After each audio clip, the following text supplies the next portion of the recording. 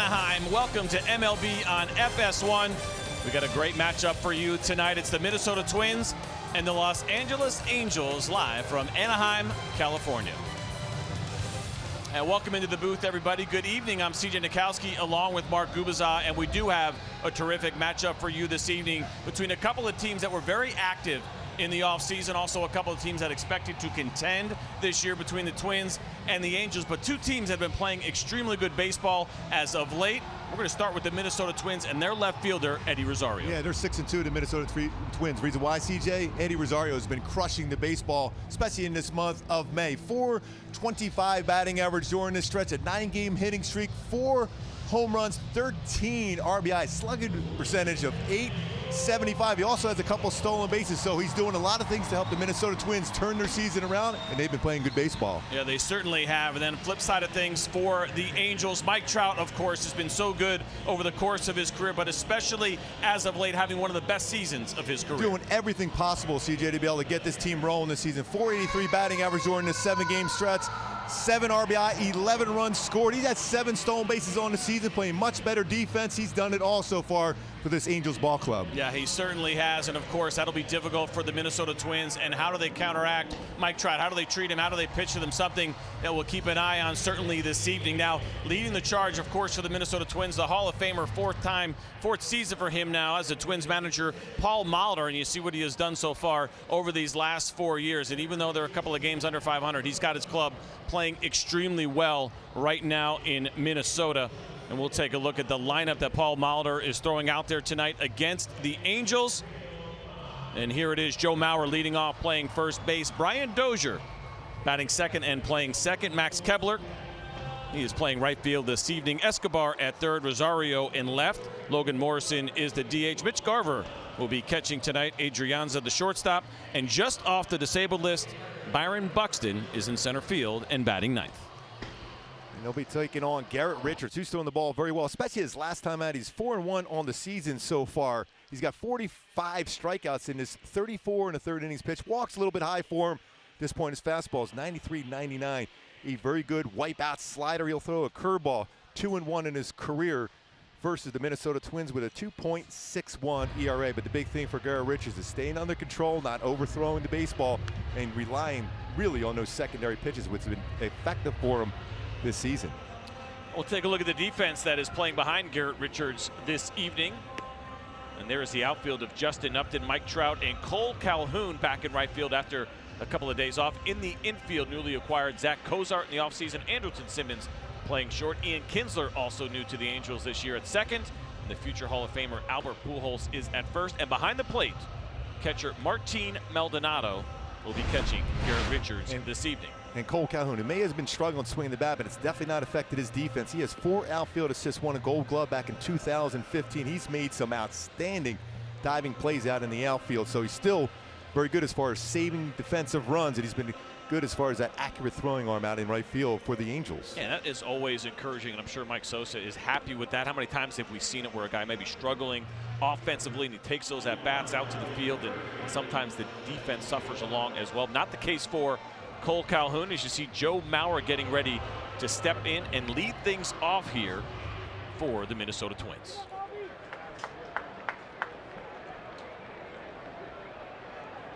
What do you think his chance of swinging at the first pitch, by the way, CJ? You got to be ready. You never know with Joe Mauer, who is having a pretty good season. You'll take a look at these numbers. 280 overall. The power is down. The power has been down. Joe Mauer has been a lot better over the last 3 seasons, swinging a much better bat. See that 799 OPS, about 50 points above league average. And the first pitch of the night from Richards is a 96-mile-an-hour fastball that just misses off the plate. Yeah, when you look at percentages of time Joe Mauer will be swinging at the first pitch, it doesn't happen all that often. And even though as a pitcher you're throwing 96, you still are worried about that one time he will be attacking a fastball early in the count. There's a good fastball. Another one at 96 miles an hour, called strike. Count even now 1-1. And you mentioned Joe Mauer, what he has done so well over the course of his career when he's going well, getting on base. So not surprising that he has been patient, especially early in the count.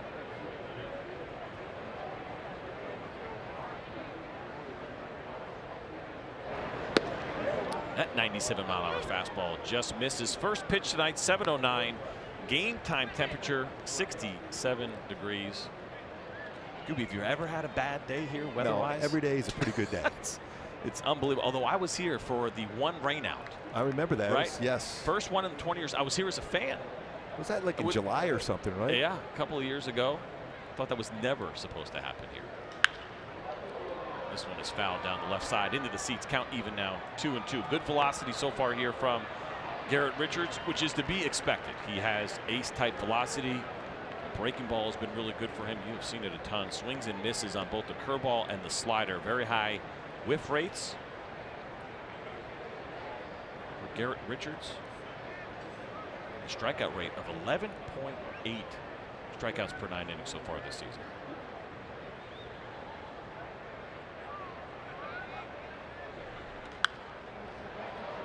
Foul back. Count remains 2-2. Always interesting, I think, when we look at pitchers. We talk about pitch percentages and usage. That's been a conversation we're having more and more the last couple of years. But then also what they do when you break it up against lefties and righties. And for Garrett Richards facing this lefty and Joe Mauer, and he'll face a bunch of lefties and switch hitters tonight. Just got 3 natural right-handed hitters in the lineup. A lot less usage of the slider against lefties. Just 28% as opposed to 51%. He's facing those right-handed hitters. It's a good breaking ball right there. That's a 90-mile-an-hour slider he has. And that's the thing. You mentioned how many strikeouts per 9 innings so far for Richards. And I've always said this over the years covering the Angels and talking about Richards. He's not really a strikeout pitcher because his fastball is generally going to be good in the lower part of the strike zone. And you can see what that average is versus his slider. 118 batting average. Slugging percentage is 196 versus his slider. Very good as far as the whiff percentage on that pitch. Yeah, I think you look at the stuff and you think, right, this should be an ace. This should be the kind of guy that registers a ton of strikeouts. But in this day and age, for pitchers that pitch down in the zone, we've seen hitters get a lot better against those pitches down and not nearly as many swings and misses. Up in the zone, absolutely. As Brian Dozier steps in now, 225 on the season with his 5 home runs, 671 OPS. And it's interesting that 11.8 strikeouts per 9. That's nearly 4 higher than his career of 7.7. So you're right, he really hasn't been a high strikeout guy over the course of his career, but he has so far this season. And the one thing he did a lot in spring training was trying to throw that 4-seam fastball upper part of the strike zone. And that's why at times this year where you see the walk total of 20, a little over 39 innings pitched, he overthrew some of those pitches to force that up in a strike zone. Here's the 1-1 to Dozier, and there's a breaking ball, a 91-mile-an-hour slider that misses out of the zone. By the way, that wasn't easy getting Joe Mauer out. 341 career hitter against the Angels for Joe Mauer. So to get him out, took 6 pitches to get him out. But I'll tell you what, for Richards and the Angels, that's an accomplishment to get him out in a game.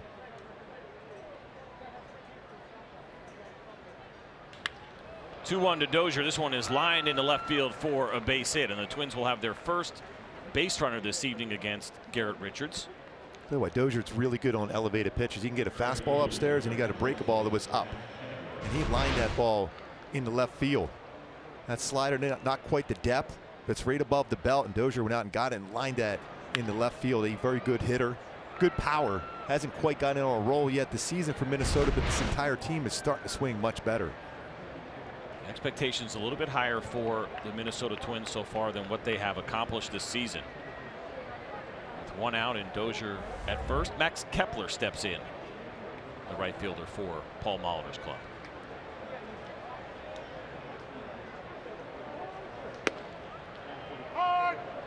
Good 95-mile-an-hour fastball from Garrett Richards to the left-handed hitting Kepler. I mentioned you have 4 lefties in this lineup for the Twins this evening, but also a couple of switch hitters, which gives Garrett Richards 6 lefties that he'll have to face this evening, but he's been good against lefties. Just a 174 batting average against this season.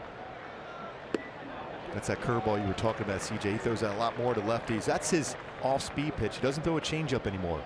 So his all-speed pitch will be his curveball, and that's going to be in the low 80s compared to a 90-mile-an-hour slider. And one thing, he'll keep that index finger off the baseball when he throws that curveball straight over the top, more of a 12-6 break to it. A la Adam Wainwright a little bit with the finger up.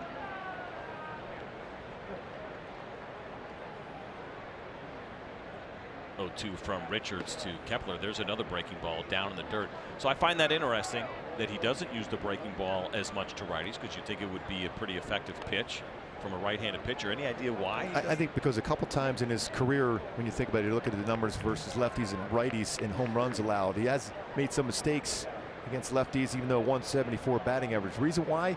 He made some of those mistakes with the curveball where it drifted on the inner half of the plate and it goes right into that swing path for right-handed batters to pull that ball out to left field.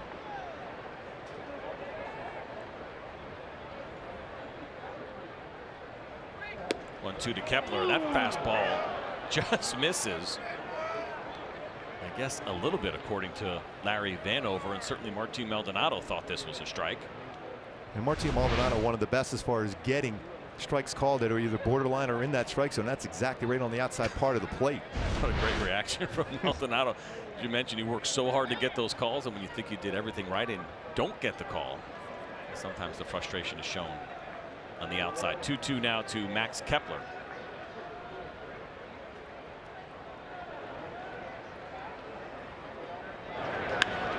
There's a breaking ball and a ground ball hit to Kinsler. He is going to try to tag Dozier. He doesn't. Throws to Pujols. Now the throw to second base, and Andrelton Simmons applies the tag. But second base umpire Chris Guccione says that Dozier beat it. Andrelton Simmons is saying, no, he did not. And they're already walking off the field.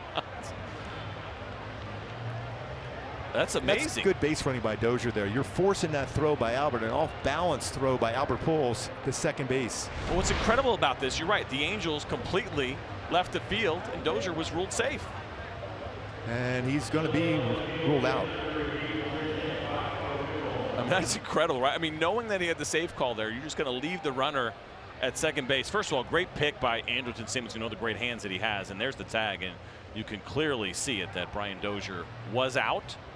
And also Chris Guccione in his defense at second base blocked off a little bit and couldn't quite see it. And I'll tell you what, Andrelton Simmons, as good as he is defensively, he's got the quickest hands in applying tags, better than anybody I've seen at any point watching baseball games.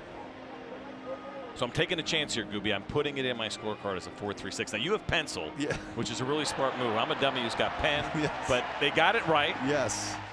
And the tag was indeed made against Brian Dozier, and this inning is over. We'll head to the bottom of the first. No runs for the Minnesota Twins in the top of the first.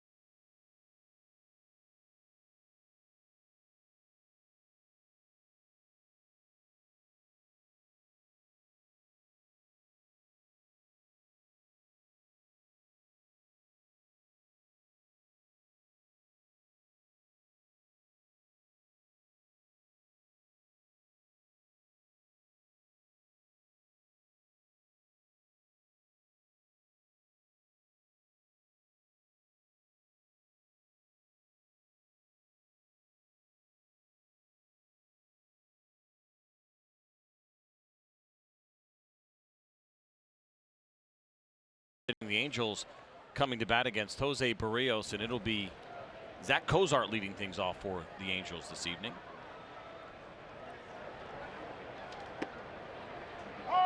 Take a quick look at the Angels lineup. Cozart is leading off. Mike Trout will be batting second. Justin Upton third. Pujols fourth. Shohei Ohtani. Simmons, Kinsler, Calhoun, and Martine Maldonado batting ninth. Tell you what, Jose Barrios, he's a special young talent himself. His fastball 91 to 97 has a very good swing and miss curveball himself, and a solid changeups. Off to a great start as far as the strikeouts to innings pitched. Last 3 starts have been a little bit rougher for him, but beginning part of the season, unhittable. It really is incredible to see that sub-1 whip, and a guy that they are very excited about here and have been for a couple of years with the Minnesota Twins. Really started putting it together last season after a rough go of it in his rookie year, 2016. That may be the lowest I've ever seen the miles per hour on the pitch tracks there, the Fox tracks. He's got real good balance. In the grass. Yeah, he's got good balance over the pitching rubber too. That's the thing that makes it so impressive for Barrios. This is a special young talent. Great kid to be around. Fastball runs in, and that one catches Cozart. Two-seam fastball at 94 miles an hour. The Angels are in business here with their leadoff hitter, Zack Cozart, getting hit by that pitch. Second batter he has hit this season. You can see with that running fastball. Sometimes when you just drop your elbow enough, it's going to have running action. Gets in there. If you're going to get hit, if you're a batter, that's where you want to get hit, on the jersey. Especially from Barrios throwing his fastball inside.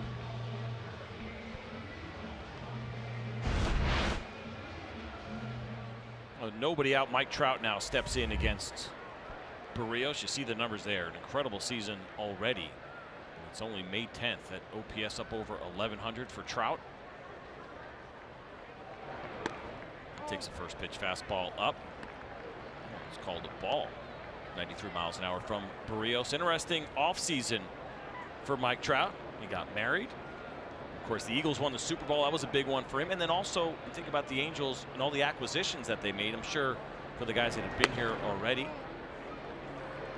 Mike Trout's certainly excited about the possibilities of this team contending. That's the thing. The first day of spring training, he came down to Tempe, Arizona, and said he loved what Billy Epler was able to do. And Artie Moreno, the owner of the Angels, bringing some players around. So you're talking about one of the deeper lineups he's had for protection-wise since putting on that Angel uniform.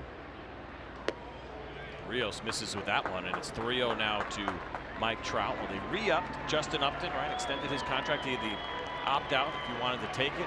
Of course, they brought in Zack Cozart as a free agent. There's a look at Upton. Sits on deck.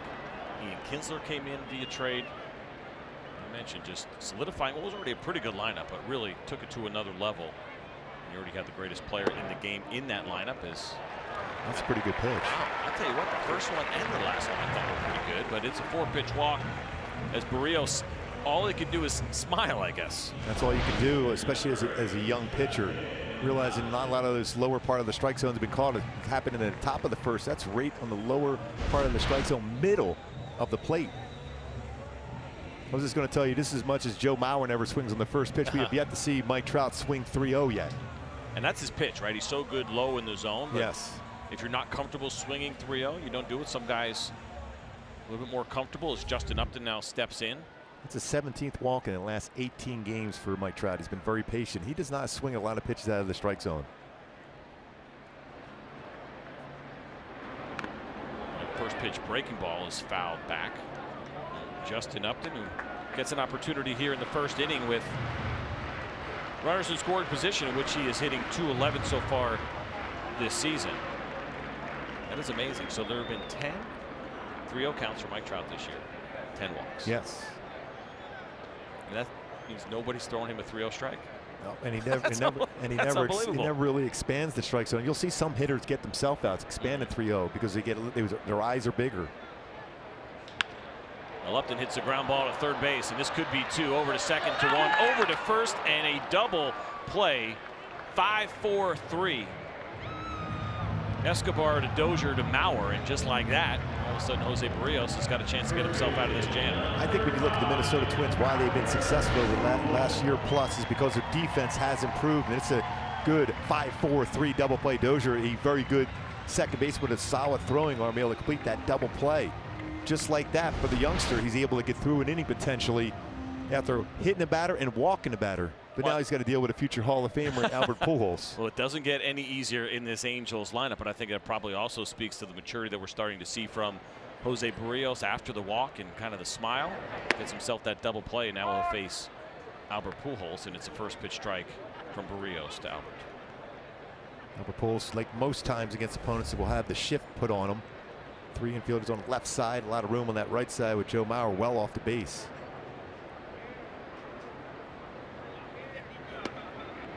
That fastball called a strike, and that looked very similar to the 3-0 pitch that Barrios threw to Mike Trout. Larry Vanover says that one is a strike, and you mentioned that shift, and there it is. That's kind of new, right? Over the last couple of years, I think most teams started doing it. Albert was one of the first that I saw as far as right-handed hitters getting that heavy shift. The 0-2 is swung on and a ground ball to short, and it should be an easy out in the dirt, but Joe Mauer with the scoop, and the inning is over. So nice job by Jose Barrios. Get himself out of that jam through 1.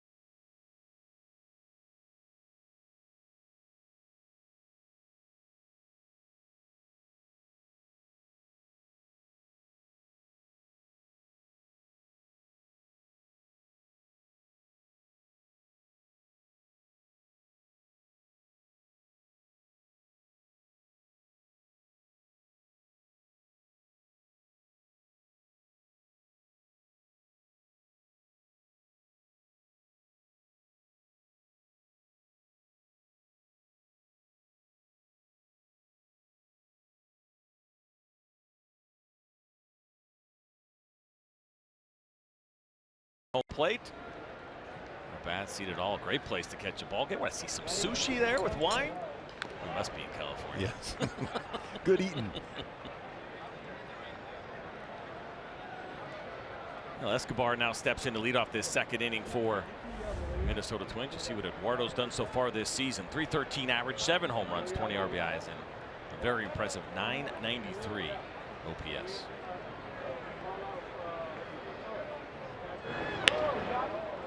This one is slapped down the left field line. That's going to go foul. It's pretty good play coverage too, especially on an all-speed pitch, is to stay back and try to punch that ball the other way. Off to a great start. .313 batting average, including 20 RBI. He's been really good as of late as well. His last 15, .367 with a 1200 OPS. Boy, really good on the road. .371 batting average on the road this season.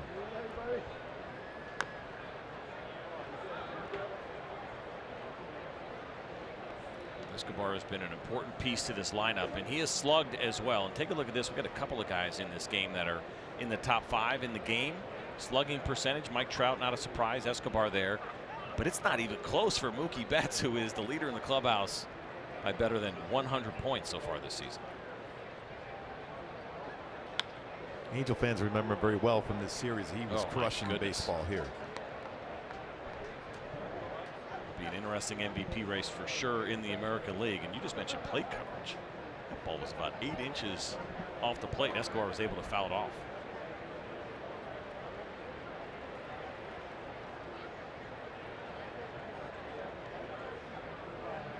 Richards ready to deliver that 0-2. Breaking balls right down the middle. That slider, you've seen it a bunch, Goob. It seems to me like to be burying that ball. Maldonado, I'm sure, would like it below the zone in an 0-2 count. It's really odd, CJ. Sometimes they'll throw two different kind of sliders. So that one, the normal slider will have that tilt, will go down and in. It almost backs up almost like a splitter to him. It all depends on how quick that front shoulder opens up for him. If it's too quick, he ends up getting around with his hand and it ends up going down like a splitter. It becomes more hittable. We'll try the 0-2 again. There's a breaking ball, and that one is fouled off, and Richards goes with the curveball in that spot. And Escobar is making this a pretty difficult at bat so far. 6 pitches in, but no balls. I always think it's a product of your manager. Paul Maldonado was one of those hitters. I mean, he would fight off everything until you made a mistake. Then it was going to be hit hard. And the 0-2 once again. Maldonado calling for the high fastball, and there it is at 96 miles an hour out of the zone. Count now 1-2.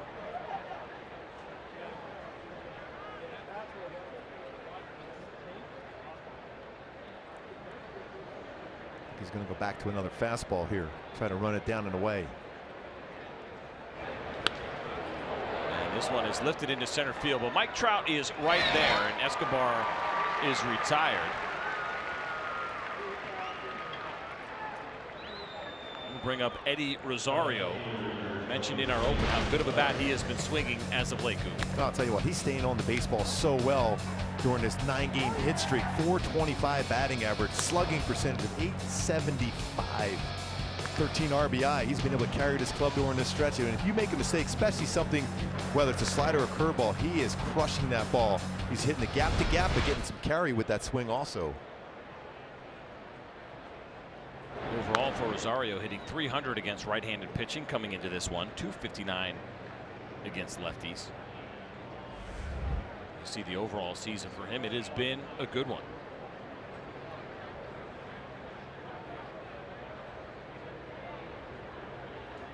.27 home runs a year ago. That was a career best for Rosario.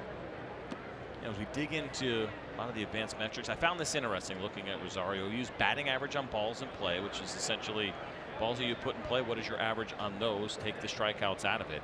And it's actually gone down for Rosario the past couple of years, on average about 25 points.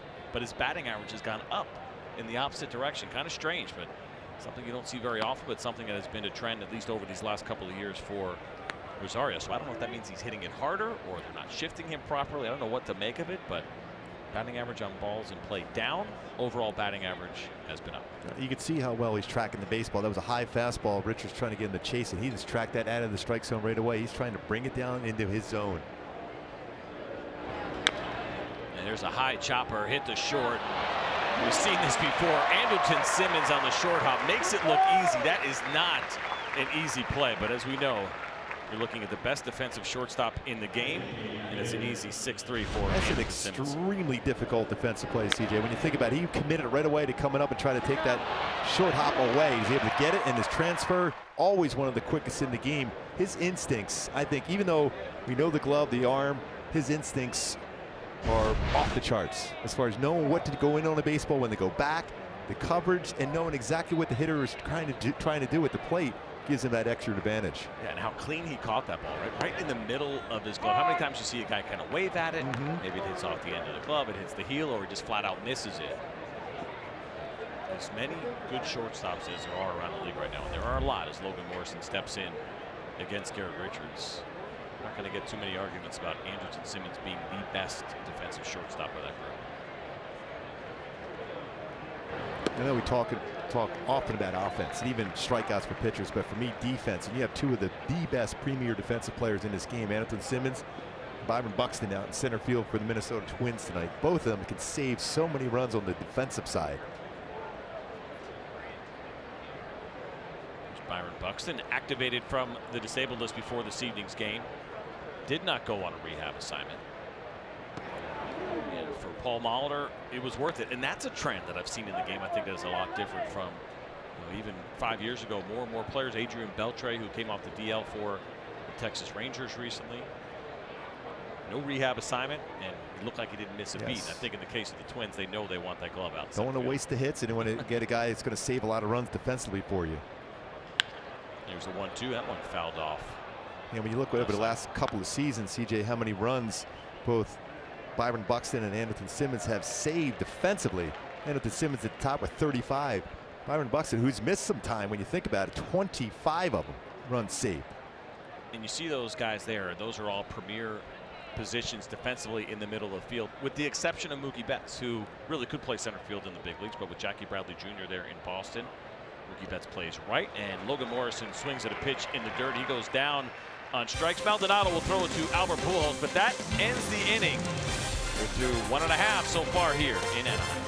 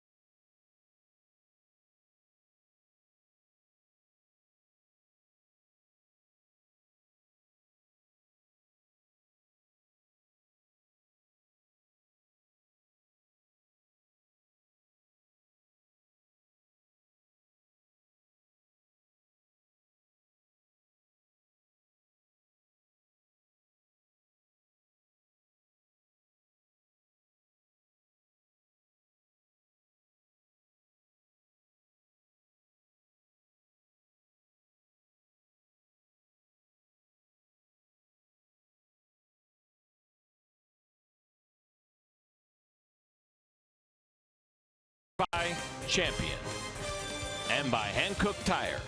Chase down your passion, never halfway. Well, no score so far here as we go now to the bottom of the second inning and get our first look at this evening's DH for the Angels. The guy really that everybody has been talking about so far this season, Shohei Ohtani. And it is indeed showtime for the Rally Monkey, and I believe that guy had an authentic Nippon Ham Fighters jersey on with the number 11, same number that Yu Darvish wore when he pitched for that team in Japan. You see the season, 344 so far for Ohtani. And that fan was in Seattle and Colorado. Really? Made it back here to Anaheim now. Certainly people in Japan extremely excited to see Ohtani. What he has done so far in the big leagues, I'd say exceeded expectations, especially after what we saw in spring training. As he takes a look at that fastball off the plate, changeup off the plate. He's been real good on off-speed pitches so far this season. He's been pitched inside a lot. He hit a home run off of Luis Severino, a 97-mile-an-hour fastball at the inside corner, hit it well out the right. There's a swing and a miss at 93, and there's a case where Barrios was actually trying to go in. He missed up over the plate, and Ohtani swings through. I got to tell you, from watching him, for me, Gooby, I wouldn't throw him in. No. Not for a strike and not even in off the plate. You watch that swing, falls off the plate a little bit. I think I'd stay away with mostly everything.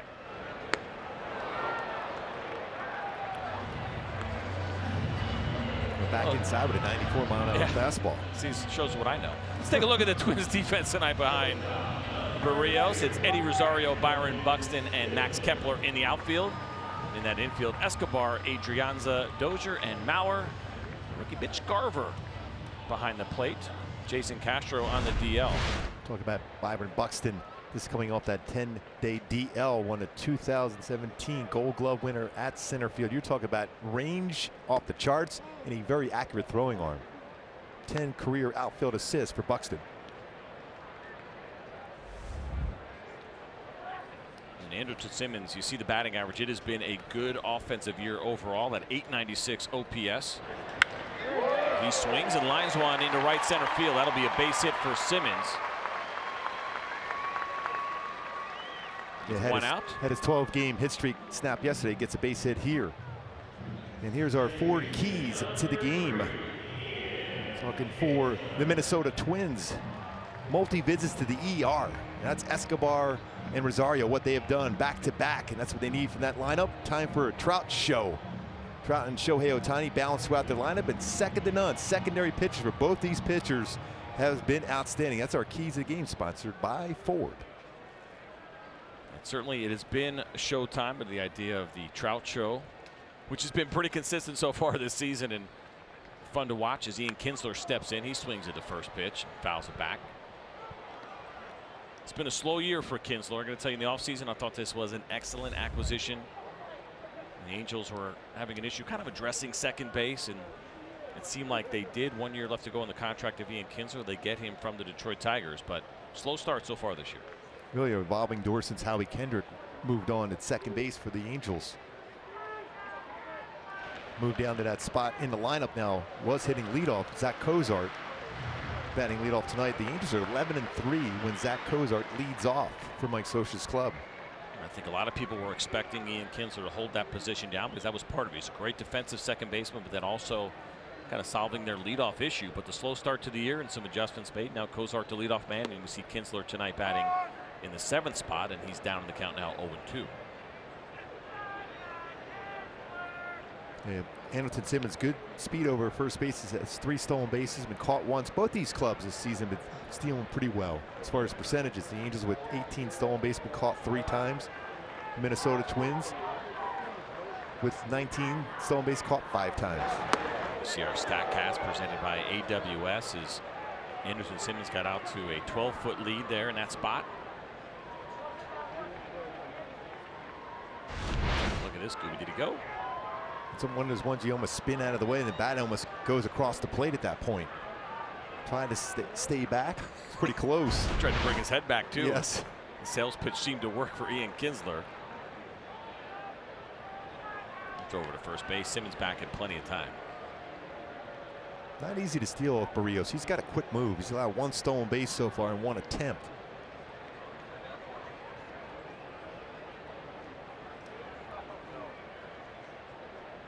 Base runners have been successful 6 of 8 times against Mitch Garver, the rookie behind the plate. Simmons not going, and this one is lifted to deep left field. It's got a chance. It is gone. Ian Kinsler with a 2-run home run, his 2nd of the year, and just like that, the Angels are up 2-0. And that's the thing, talking to Mike Scioscia today about Ian Kinsler. He said he just wanted to move him down the lineup, let him relax a little bit. He did a nice job as far as bringing his hands inside the baseball to hook that one down that left field corner.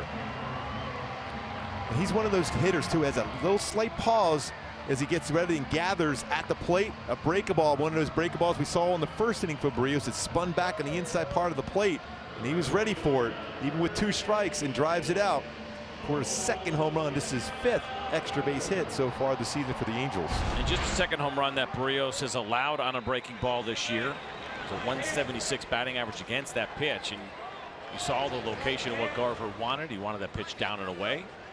Ended up splitting the plate instead. Ian Kinsler all over it. With 1 out and a couple of runs in. Cole Calhoun now steps in for the Angels, and another one of these Angels hitters having a disappointing season. You see the 165 batting average so far for him. Just the 1 home run with 10 RBIs. Pop up on the left side of the infield. This one is going to reach the seats. And going back to Ian Kinsler, that's his 1st home run as an Angel in this stadium. Just 2 home runs on the season. And going back to even Cole Calhoun, he, in spring training, his goal was to use the entire field, and he was hitting the ball hard to left center field, right center field on a consistent basis. But once the season started, he's really changed both his leg kick and where he's been holding the bat, and that's why he's been struggling. Kinsler, the same thing, but that swing right there, he's relaxed. He's had a couple good games in a row, a little bit further down in the lineup for the Angels.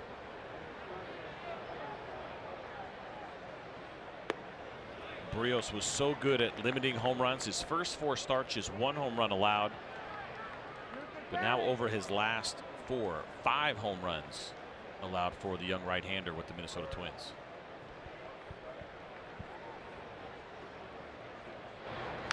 Tell you what, I look at him and his fastball is firm. I think his changeup is really good. I think that's going to be a pitch. I think it's going to make him even more effective as his career progresses. His breakable, it's more of a combination of a slider and a curve, almost a slurve. So sometimes you'll leave that pitch out over the plate. You see the speed range so far, 95 best fastball, 83 as far as his curveball.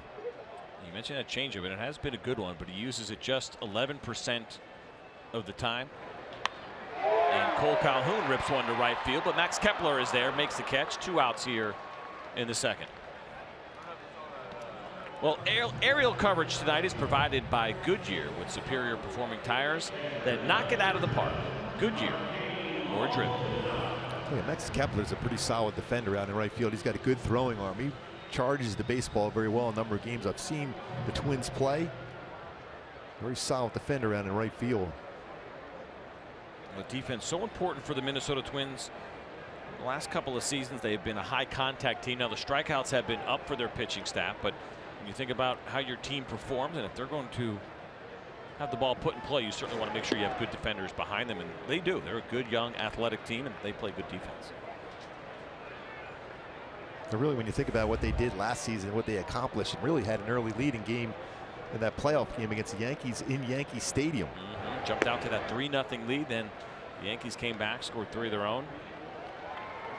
After an 85-win season for Paul Molitor's club, they went to that wild card game, eventually lost that game 8-4. AL Manager of the Year.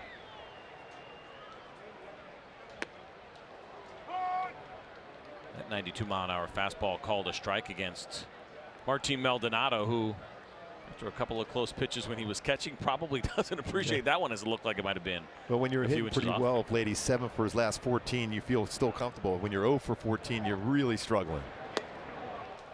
Swing and a miss on 93 with some good movement down and in from Jose Barrios. So pitch a fastball away, fastball down and in. You can see why this youngster is so special on the mound.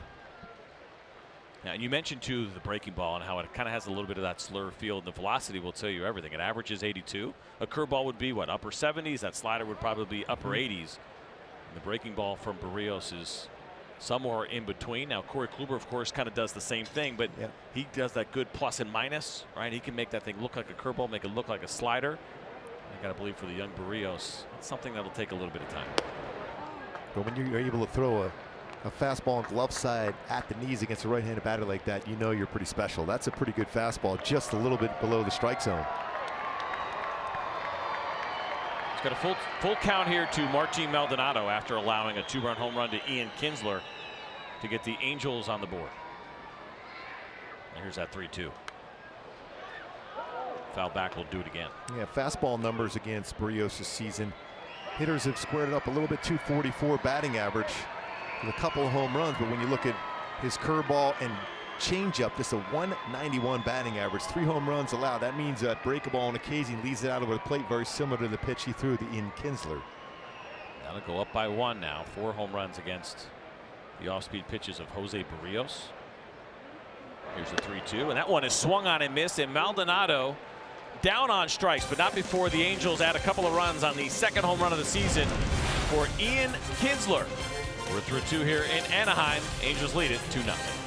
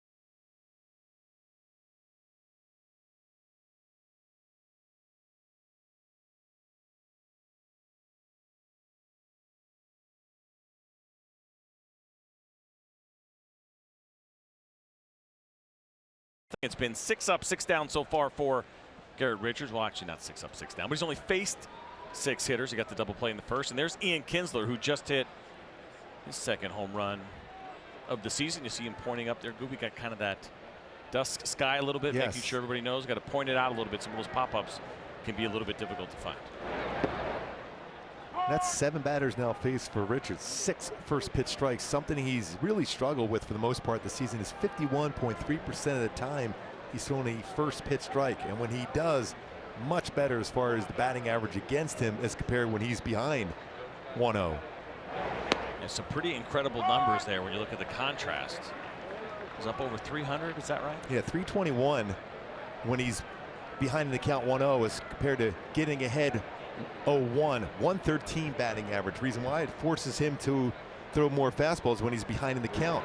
And batting average against his fastball, as good as it is, it's at 300 range against his fastball, which is surprising considering he's throwing 95 to 98. Yeah, it always gets you, right? When you see the guys that have the upper velocities but get squared up a little bit more, especially behind in the count. But I guess for hitters, if they're comfortable seeing it, right? It's one thing, you and I will look at velocity, fans look at velocity, but we certainly know all fastballs not created equal.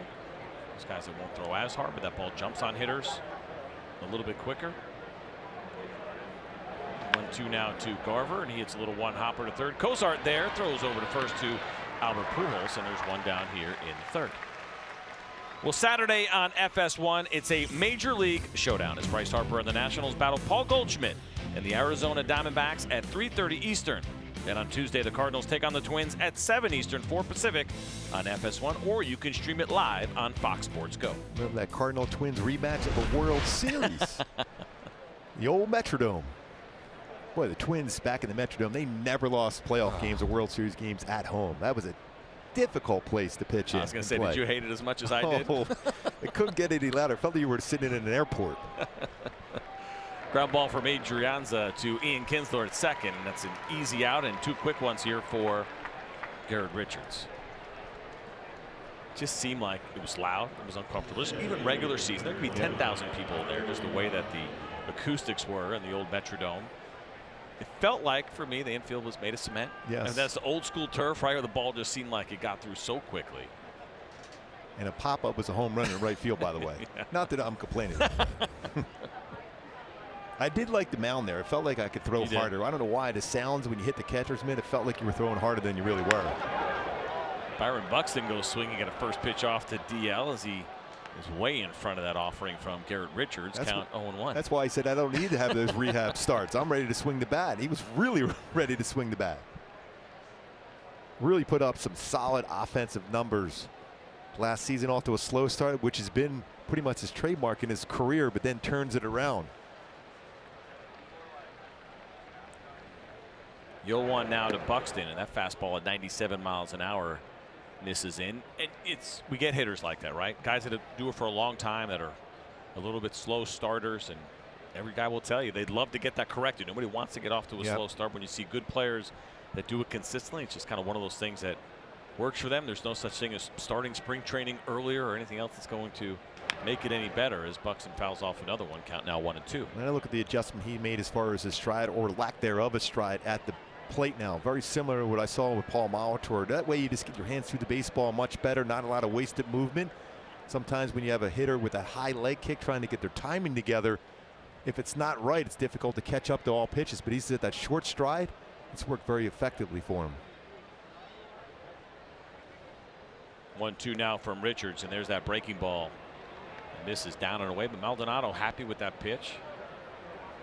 Yeah, we saw that defensive metrics and run saved. Martine Maldonado was at the bottom there. He was very good himself. He's very good as far as calling a game. His pop time, if there's a runner on base, is off the charts. There's a fastball, and that one is right down the middle. 96 miles an hour, called strike 3, and so it is just 9 batters faced so far for Garrett Richards. We're going to the bottom of the third here in Anaheim.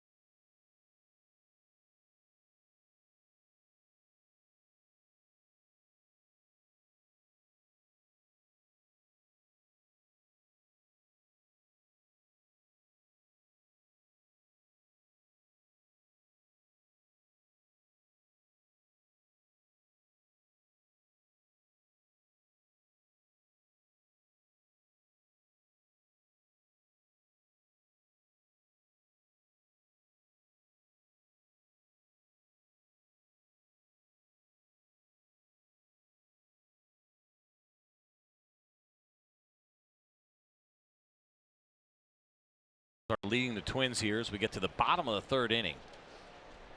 Jose Barrios out for his third inning of work. We'll face the leadoff man Zack Cozart as the lineup flips over for the Angels. Interesting to see here for Barrios. 29 fastballs, so 81% fastball so far for a guy that usually uses that fastball about 62% of the time. And so he's come out throwing the heater against a very good hitting team. That's been the approach. Yeah, sometimes you try to change it up as far as your scouting reports on clubs, but try to get a fastball by Cozart, who's been hitting the ball very well his last 9 games, 333 batting average. Missed a little bit of time, had a little back issue, but since then he's been really picking up the extra base hits. 1-1 from Barrios, and this one is dribbled foul into the third base coach's box, and maybe the higher fastball usage certainly could be first time through the order, right? Not try to show your off-speed stuff too much. This is the first time for Barrios facing the Angels. I think what it comes down to too, a number of hitters on the Angels, because we talk about launch angles, especially with Zack Cozart, you have a tendency to run a fastball upstairs against them.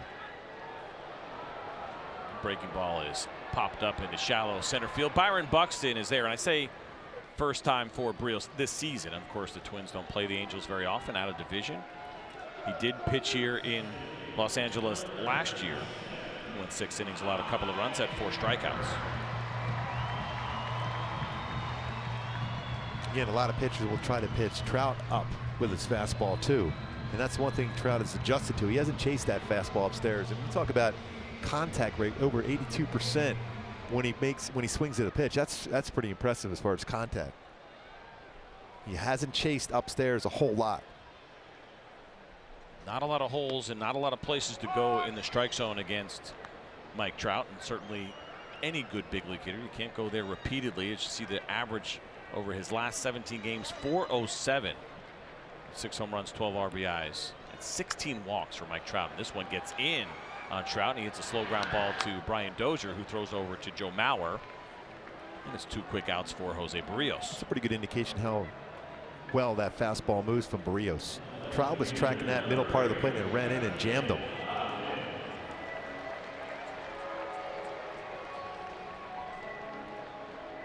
'23-year-old Jose Barrios hails from Puerto Rico. Had an opportunity to pitch in that series down in Puerto Rico against the Cleveland Indians.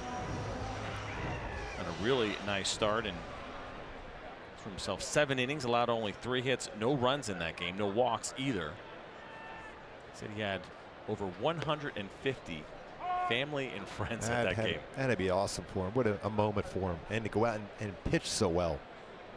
That's not easy to do that in front of all that family and friends. It's the most difficult thing to do. I can't imagine the amount of phone calls and texts he got when he was there. He had told me a couple of weeks ago, I had a chance to speak to him on radio, and said the day before, phone was open. The day he was scheduled to pitch, a phone was handed off. Didn't want anything to do with it. And his family take care of the rest, and understandably so, I guess, when you have over 150 people coming to the game to watch you pitch. You know, certainly want to get locked in, and he was that day. This one is lifted to deep left field off the bat of Justin Upton, and that one is gone. Justin Upton solo shot his 9th of the season, and that'll give the Angels a 3-0 lead against the Twins. Yeah, we should have showed that graphic of how well he's hit the baseball in the last 7 games. And when you look at the home run totals for him during that stretch, almost every one of those home runs have been via and versus a breaking ball of some sort, whether it's been a slider or a curveball. And this curveball again is kind of backed up on Barrios. And Upton, talk about that launch angle. He gets underneath that baseball well and drives that deep in the air to left field. He has outstanding power. So a couple of home runs this evening against Jose Barrios, both on breaking balls that were not where he wanted them to be, both that sat right in the middle of the plate as Albert Pujols steps in now with 2 outs. This is his 4th home run in his last 5 games for Justin Upton. Now 54 home runs for the Angels hit this season. This one is lined down a right field line. That's going to be a fair ball and go into the corner. Albert Pujols is around first. He'll get to second easily as Kepler bobbles that ball, but Pujols will stay at second base with 2 outs, and it's a double for Albert Pujols. That's his 628th career double for Albert Pujols to go along with 620 home runs. And yes, 3,000 now and 5 hits for Albert Pujols. Has picked up his 3,000th hit in Seattle just on Friday. When you see this too, Gooby, we just were talking about the shift against Albert Pujols. So when he does things like this, makes you wonder why they would shift against him as much as they do. And I think the big thing, CJ, when you look at Albert Pujols this season, for the first time in the last couple of years, he hasn't had to rehab a foot or a knee injury. He's using his lower part of his body very well to drive the ball to the other way and also could still hit the ball out to left.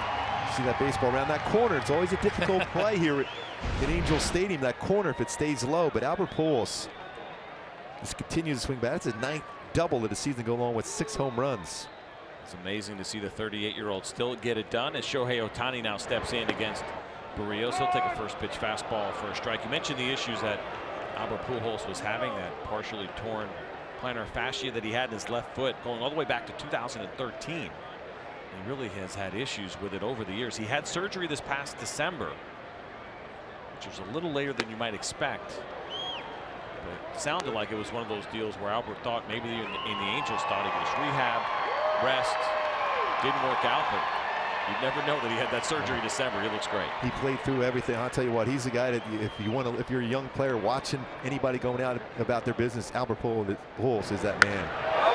Ohtani lines one into right field. That's going to get down for a base hit. Kepler fields it cleanly. Ohtani's going to go for 2. Here's the throw, and it is not in time. An RBI double for Shohei Ohtani as Albert Pujols scores easily, and the Angels now lead it 4-0. And one of the things that we've talked about, his ability to throw 100 miles an hour on the mound, his ability to hit the ball out of the ballpark, and showtime on display here today. It's his speed, his strides. They are long, but they are quick. He was determined after this, and now this is the changeup that stayed up for Barrios. And we talked about the numbers for Shohei against off-speed pitch. He lines his right center field, and he goes slide in, and he turned those afterburners on quickly when he got around first base to pick up the double, his 4th double of the season. 15 RBI now for Shohei Ohtani. We had a great look at it here, and I actually thought he was going to pull up at first because he seemed like he wasn't going 100%, and then all of a sudden, as you mentioned, he turned it on, and he's got unbelievable explosion. Those long strides, runs well for a big man. Gets himself a big double in a big spot as the Angels extend that lead now by 4 here against Jose Barrios and the Twins in the bottom of the 3rd. 2 outs. Andrelton Simmons now steps in. Yeah, not quite as fast as one of the all-time Angel greats, Devon White, but similar in the strides as far as going to bases and cutting corners on the bases to make it even quicker going to base. He swings at the first pitch and pops it up weakly to right field. Kepler is there. He makes the catch, and the inning is over, but not before the Angels add a couple. And partially thanks to that man right there. Home run number 9 for Justin Upton.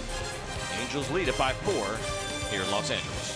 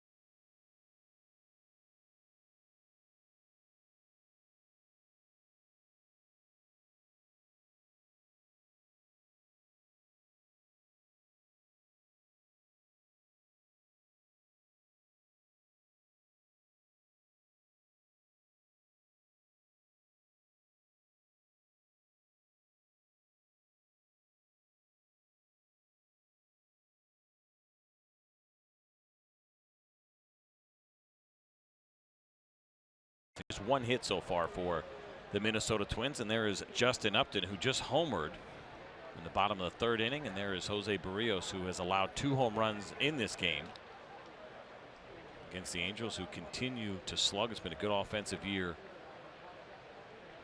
here in Los Angeles for the Angels, and now the Twins will turn over their order with their leadoff hitter Joe Mauer stepping in. Mauer grounded out to second in his first at bat and back in the first. Boy, another first pitch strike for Richards. That's something you mentioned. We talked about it even before the game, how that has been a struggle for him, but he's been attacking the strike zone.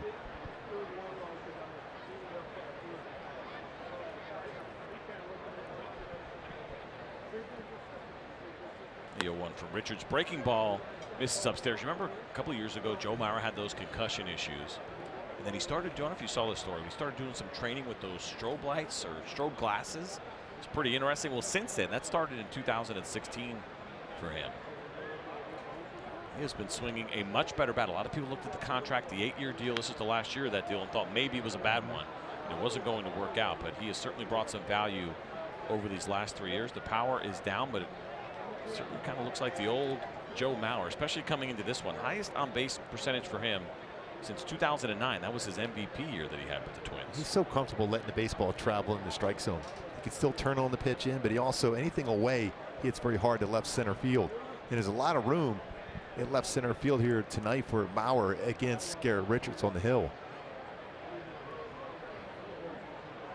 1-2 from Richards, and this one is fouled off. And I don't think Twins fans exactly envisioned Joe Mauer being their leadoff hitter at any point over the course of his career, but we've seen that change as well, right? Teams looking at how you put a lineup together, especially the top of the order, and they've kind of thrown tradition out the window. Yes. It's no longer that little short guy that can get on base and run, and the number 2 hitter doesn't necessarily have to bunt. You see here, of course, in Los Angeles, having Mike Trout bat second. It's an interesting time when it comes to lineup construction.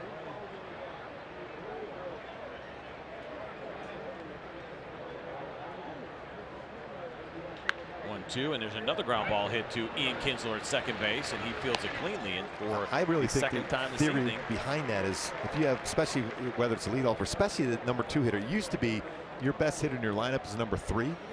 Now all of a sudden you're seeing a lot better hitters in number 2 spot. Reason why they figured it out, you know, analytically, why they're going to get potentially 20 to 24 extra at bats at the number 2 spot as compared to the number 3 spot in the lineup. makes a lot of sense. It's certainly much more difficult on a starting pitcher that first inning, knowing you're facing a guy like Mike Trout, potentially either with a runner on or even only 1 out. And one of our good buddies is going to be on the broadcast for the Minnesota Twins tomorrow night. Torrey Hunter, when he made that transition, hitting number 2 in the lineup for the Angels, that really resurrected his career, and he just took off from that point forward. It's a really good spot, I think, too, if you don't have a Mike Trout on your team, and very few do, but even your best hitter, but also taking a guy who's struggling a little bit and putting him in that 2 spot. That's a trend that we've seen as well over recent years, and you feel like that guy might get a few more fastballs in that spot, especially with a good number 3 hitter behind him. I mentioned Torrey Hunter, what it did for him. And then taking a guy who was still a good center fielder and putting him in right field, all of a sudden he becomes a plus defender in right. Brian Dozier lifts one here on the right side. Albert Pujols chasing, but it will reach the seats about 5 rows back. Yeah, it used to be that number 2 hitter was a situational type hitter. He'll be asked to bunt on occasion, hit and run, hit the ball on the ground. Now you're seeing those guys like Brian Dozier here. He can hit the ball out of the ballpark.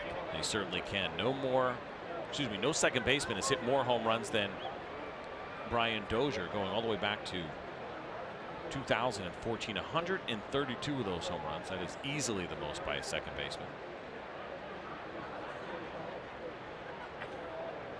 So he hit those 42 home runs. You see it year by year for Brian Dozier. Those 42 a couple of years ago.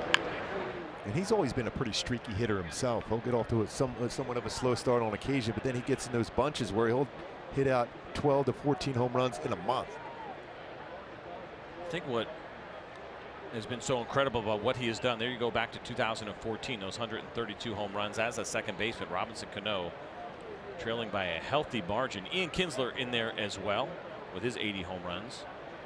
It's pretty impressive when you have 32 more home runs at Robinson Cano during that stretch. What's amazing about those 42 that he hit back in 2016, that he was playing half of his games in Minnesota, which was at least at one time a ballpark that was difficult to hit home runs in, and it seems like over the last couple of years the ball has been carrying there a little bit more. That was the conversation with Joe Mauer.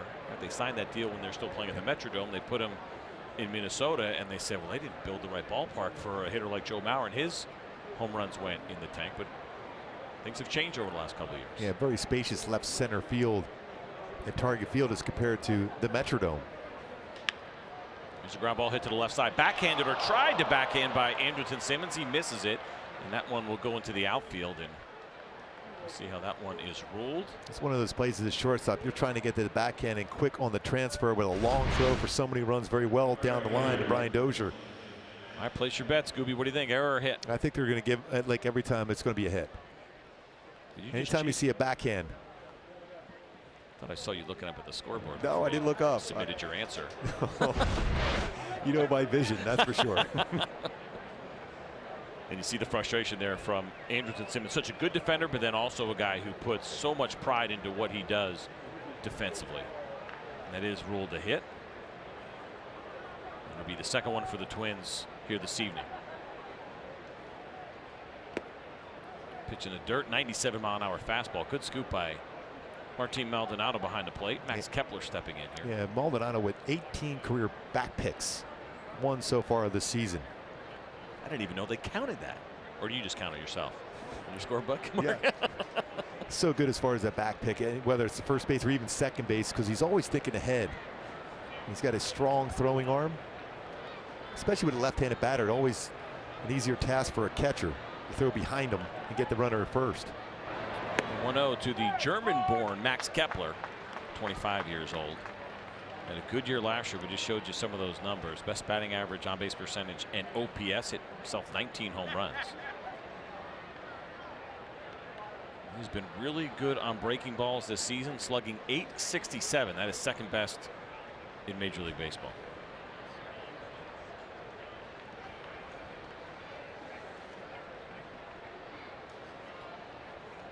Here's a 1-1. 95-mile-an-hour fastball inside off the plate. Throw down to first base and in and out of the glove of Albert Pujols. We'll see if Garrett Richards tries to elevate against Kepler. He has 0 hits on fastballs up so far this season, and so a guy who's been a much better low ball hitter. You see the breakdown for pitches so far this evening for Garrett Richards. 38 strikes to 18 balls.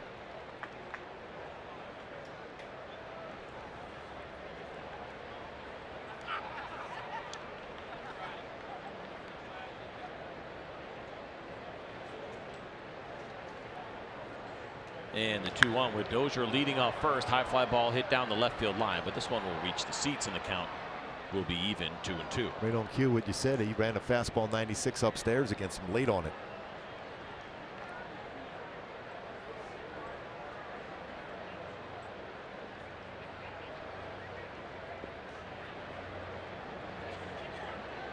We're talking about Target Field and how it has become a much better place to hit home runs. Last season, 2.86 home runs per game. That was 5th highest in Major League Baseball. You never would have thought that that field would be in the top 5 in the game.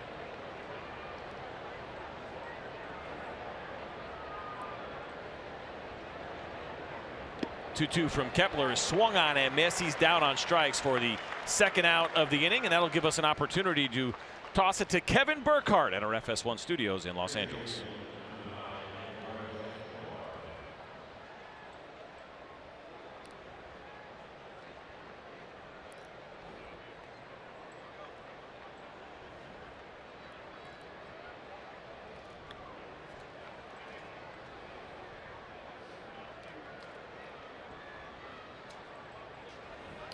Appreciate it, KB. And JD Martinez certainly didn't get the money he expected this offseason, but having a very nice year for the Boston Red Sox. And offensively, it has been a great season for that ball club. The home run, which was such an issue for them a year ago, no longer an issue in Boston. I'll tell you what, he's a fantastic hitter. With those numbers he put up for Arizona after that trade and carried into so far the beginning part of his career with the Red Sox.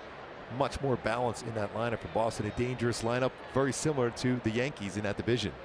And a lineup that has not had Dustin Pedroia in it to full effect that they certainly would like, and there's an opportunity for them maybe to get even better as Escobar takes a 96-mile-an-hour fastball for a strike. Count even 1-1 here in the top of the 4th inning. The Angels scored 4 runs, couple of home runs, one by Ian Kinsler, one by Justin Upton. You also saw an RBI double from Shohei Ohtani. I'm very impressed with Escobar this season, how he keeps getting better and better as his career has progressed.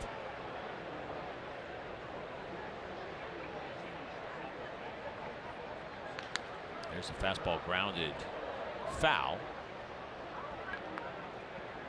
When you look at his numbers, what he has done in the last 3 seasons, each year getting better and better, batting average increasing, home run totals increasing, already 7 home runs this season.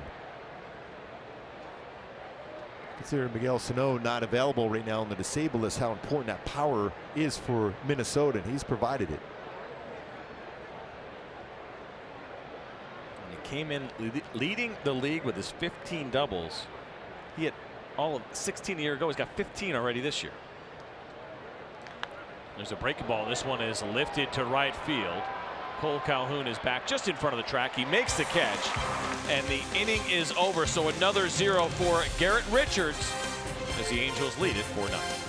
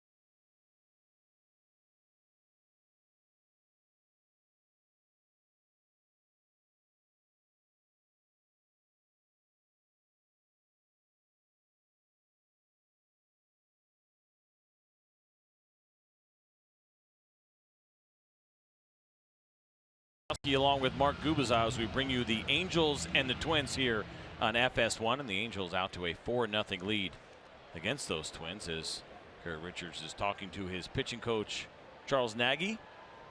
Yeah, a good night so far. He was explaining to him some of the movement on his fastball. Some of them look like cutters, and every time I've had a conversation with Richards, I always say, "You throwing a cut fastball?" He goes, "No, it's just a 4-seam fastball that has cut action to it." Listen, at that velocity, I'd take it. I mean, you like the velocity as well, but maybe a little bit of that natural cut will work out as this one is dribbled to third base and not in time as Ian Kinsler legs that one out for an infield hit. Yeah, Kinsler still runs well. Once that got by Barrios at the mound, it's going to be a difficult play. And Escobar came in on it about as well as he could. See how far he's got to go, and he's got to be quick on the transfer. But Kinsler runs well, is able to beat that one out. It looked like that third bounce really helped as you watch that dribbler and you see Escobar coming across and yeah, a little trying bit to make that play. Tough time on the transfer, just a little bit. He almost had that palm pitch going, and then he had to throw it quickly across, but Kinsler gets down there very well in the stretch, that long stretch there from Joe Mauer.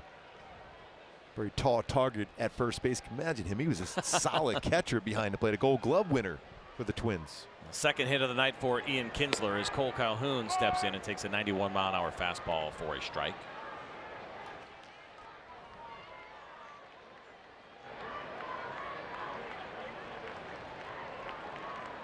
These are the times when Mike Scioscia has a hitter that's struggling a little bit. Every once in a while, he'll put a hit and run on. That way, as a hitter, you can track a baseball and just put a good swing on it. And this one is swung on, could be two. Flip the second over to first. Dozier with a good throw to Mauer. And it is a routine 6-4-3 double play. Adrianza to Dozier to Mauer. Well, this summer the World Cup is coming to Fox and FS1. Every match live and over 300 hours of coverage.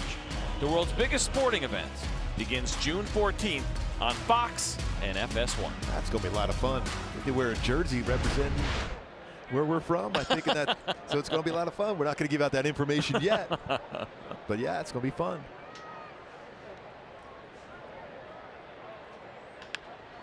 First pitch breaking ball to Maldonado is swung on and popped up, and Adrianza is there. He makes the catch, and that's going to do it for the Angels here in the fourth. 4-0. They still lead the Twins.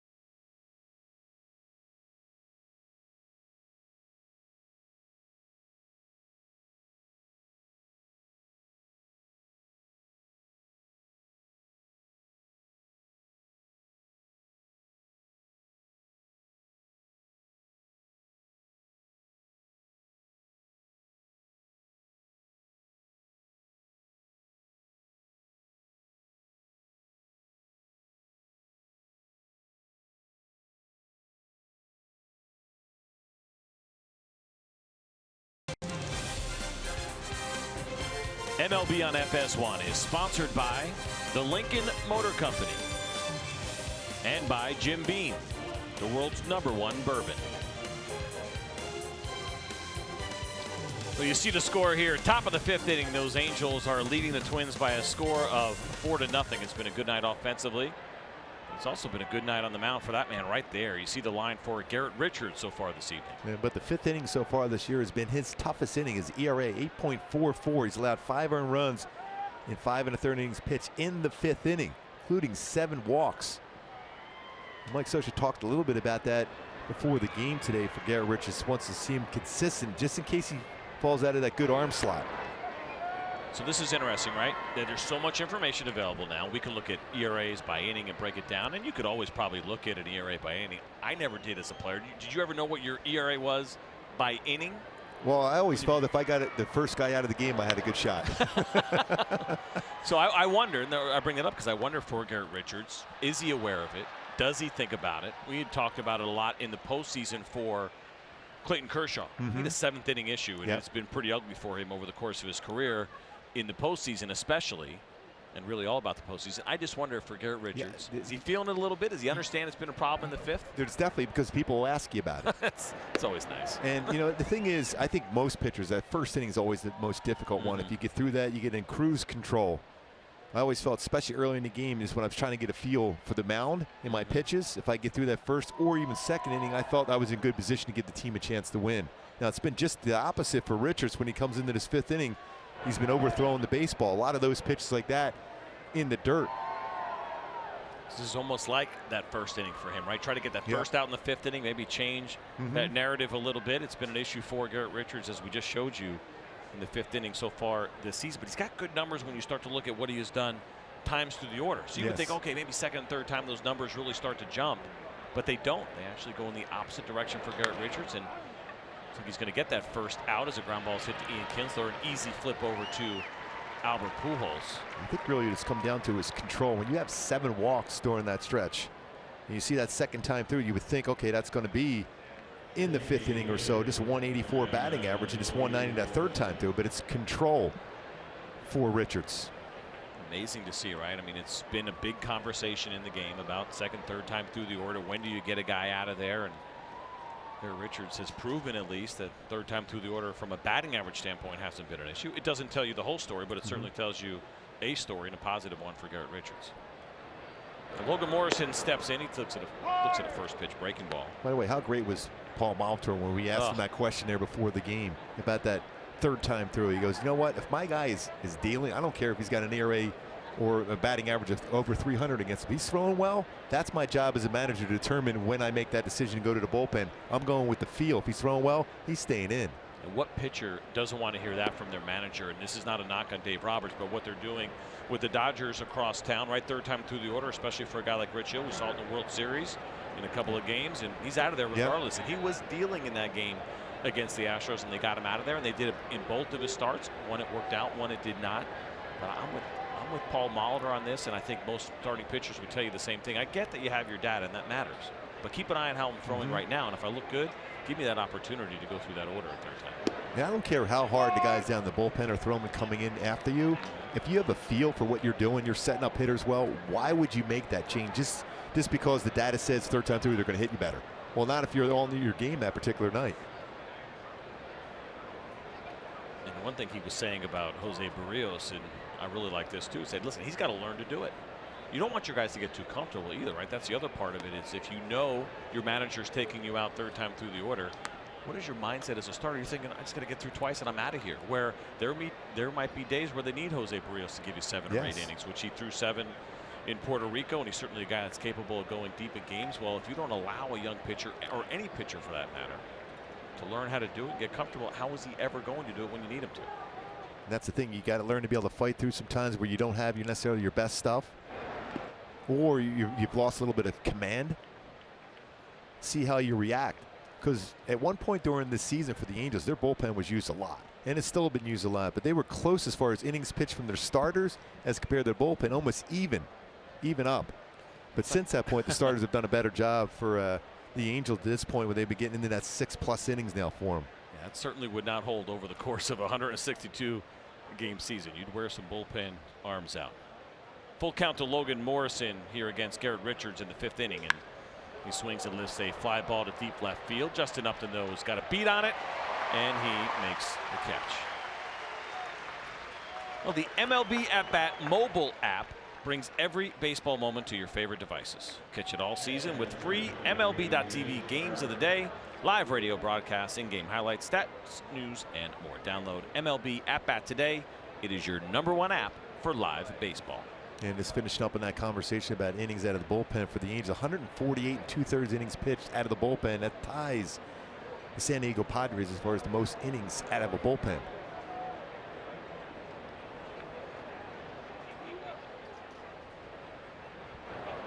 The Angels got one of their big components of their bullpen back today. Keenan Middleton back from the disabled list, activated today. Big right-handed arm that comes out of that pen. Certainly a guy that could be capable of closing. That's been somewhat of a conversation surrounding the Angels this year, is how they treat that closing role. I guess no official closer. They're not going to put that name on anybody, which I got to tell you, I think a lot of managers would be okay with that. I think there's a lot of managers in baseball, maybe all of them, that would love to see the save stat go away. Yeah, that's that high leverage situation. It could be the 7th inning, it could be the 8th inning, of course it still could be the 9th inning. You hear that terminology, high leverage, as far as the innings. By the way, 91 and then 90-mile-an-hour slider. You would take that at the mound, wouldn't you? I'd take that for my heater. Are you kidding me? Garrett Richards right now 1-2, and has got himself an opportunity to get through this 5th inning unscathed. It has been an issue for him so far this season. We showed you the numbers with the ERA up over 8 in the 5th. Got a chance to put up a 0 here against the Twins as Mitch Garver's down in the count 1-2. There's that fastball. Looks like a cutter, as Yep. you mentioned. 96 miles an hour with a little bit of not only horizontal but some vertical movement on it as well. I guess the only thing is, does he know when it's going to happen, right? Because if you're thinking you're shooting at the corner and you're expecting that ball to stay straight, right, and then it breaks on you a little bit. That's why when you have movement like that, you should have the mindset, I'm going to throw it towards the middle of the plate, trust movement, it's not going to stay in the middle. This one hit to the right side. Nice play by Albert Pujols, who flips the ball to Richards. And the inning is over, and so a 0 for Garrett Richards, and he has allowed just 2 hits through 4.5 here in Anaheim.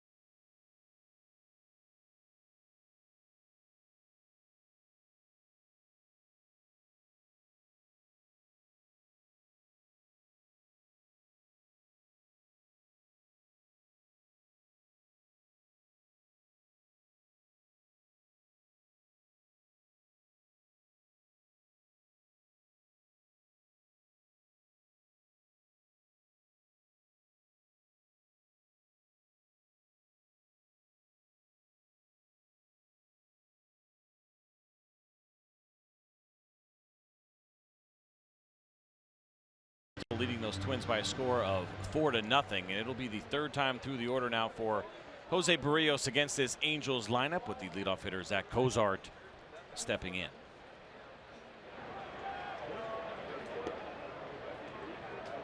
Manageable pitch count so far here for Jose Barrios, despite the fact that he has allowed those 4 runs. That was pitch number 57, and there's the breakdown for you. 37 strikes to 20 balls. I mean, he's missed some location. Even that first pitch curveball there to Cozart's a danger spot. That's a much better, even though it's off the plate. You're going to get soft contact against a pitch like that if a hitter decides to swing at that pitch.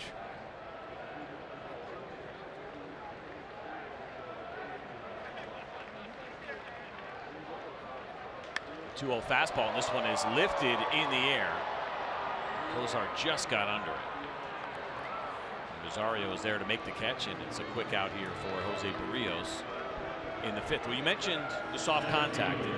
This is kind of interesting. Such great access to information. Well, Jose Barrios so far this season, 2nd best exit velocity allowed. So that's the lower exit velocity, meaning essentially he hasn't got squared up very much. A lot of weak contact against him so far this year. There was that breaking ball where he wants it to change up with the good movement that you mentioned, and end up with some numbers like this. I really like his mechanics. He is really solid over the pitching rubber also. Gets good extension on his arm. Mike Trout steps in now, his 3rd at-bat against Barrios, and that is 7 pitches to Mike Trout. 7 fastballs from Jose Barrios.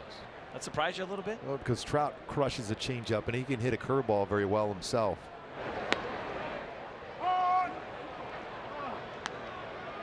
There's been a lot of fastballs to the middle of this lineup. We mentioned now 8 for 8 against Trout, as you see what he's done against the fastball this year. Yeah, it's pretty consistent on both. Yeah, he's a pretty good player, I think. He's a keeper. Oh, that fastball goes up and in. Mike Trout, and he catches him in the left shoulder. That's Fans clearly here not too happy about it. Yeah, it's clearly not by design. When you're 0-2, You have a chance to get the best player in the game out. You certainly don't want to put him on base. He runs a fastball again. When he drops his elbow, that's when that fastball will have that lateral movement. And it's very difficult to control. I remember doing that as a sinker ball guy, especially lower part of the strike zone. When I tried to elevate, I had to drop my elbow, and you're going to have that running action, and you're going to hit some batters. Probably a little bit more expected run on that fastball from Barrios. Second batter he has hit tonight. Hit Zack Cozart to lead off this game, and so Mike Trout will be on first base with 1 out, and Justin Upton, who homered back in the second inning, also grounded out into a double play in the first. And Trout third inning has been very good as far as stealing bases. 7 stolen bases, has not been caught yet. And he's a base runner that doesn't get a huge lead. Generally going to be about 11-foot to 10-foot lead. Never really gets out to 12 or 13. He gets hit again. Throw over to Mike Trout, and that throw was up the line a little bit, and certainly again no intent there from Jose Barrios, although it did kind of look like Joe Mauer got out of there pretty quick. Was that his best effort to catch that ball? You know, as a pitcher, every once in a while we would do that. How would you rate the effort from Joe Mauer there on a scale from 1 to 10? I think if you're Mike Trout, you're happy. Otherwise, he might be stepping on his hand. He's got that mitt on. Remember last year, hurt the thumb, sliding head first to second base. The best part, right, about that oven mitt. Yep. Also take the brownies out when they're ready. Yes. Some time in between. There's the oven mitt. It's not really an oven mitt. It just looks like one.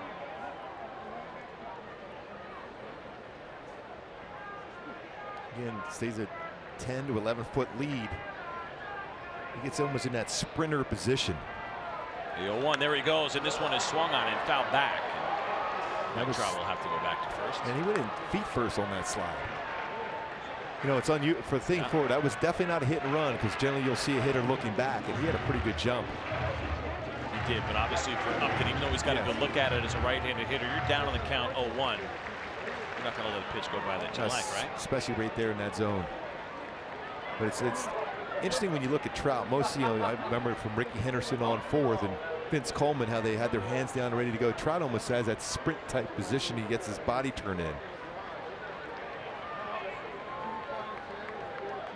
The 0-2 pitch, and this one is lifted down the right field line. It's got some height to it, but not enough distance, and Max Kepler makes that play right on the line.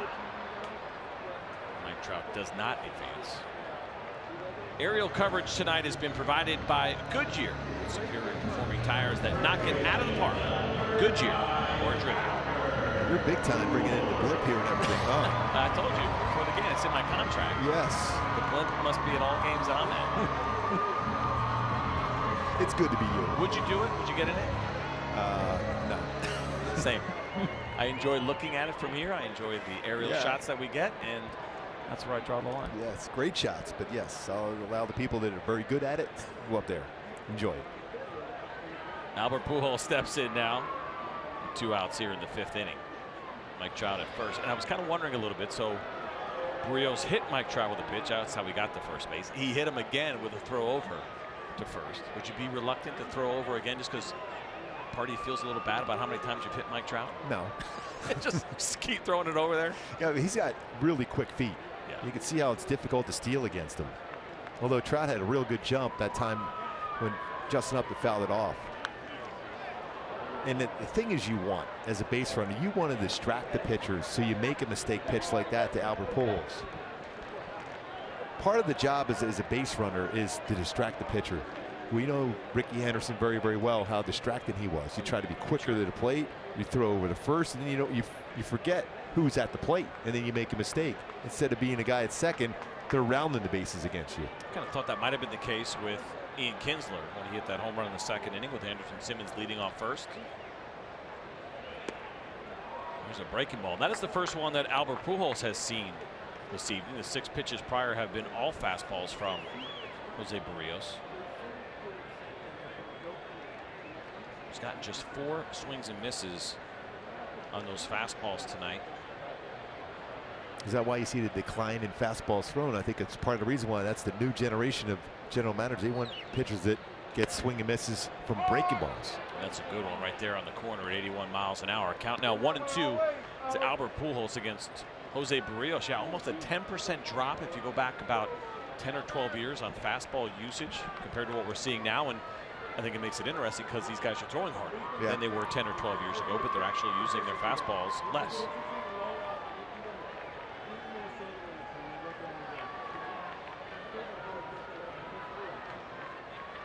Here's a 1-2 from Barrios, and there's a fastball fouled back. But I guess you could say it's working, even though we're seeing more home runs in the game.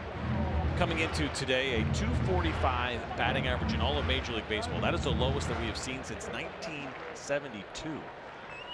So less fastballs, higher velocities, using those breaking balls more. Of course, we have defensive shifts that contribute to that as well, but the formula seems to be working for pitchers. Keeping them on that mound and throwing and consistently and pitching and getting those starts is also something always to keep an eye on, especially when you throw so many breaking balls and hard breaking balls. Barrios ready to deliver that 1-2 again to Albert Pujols, and that breaking ball misses below the zone. That was a pretty sharp, good breaking ball. He's thrown a couple really good ones to Pujols in this sequence, where he's not going to throw that one that's going to roll out over the plate. He's throwing the hard breaking ball here. And Albert, as disciplined as he has been over the course of his career, has actually chased some pitches out of the zone this year. 41% we call O swing percentage, how often he swings and pitches out of the zone. That is the highest on this Angels team.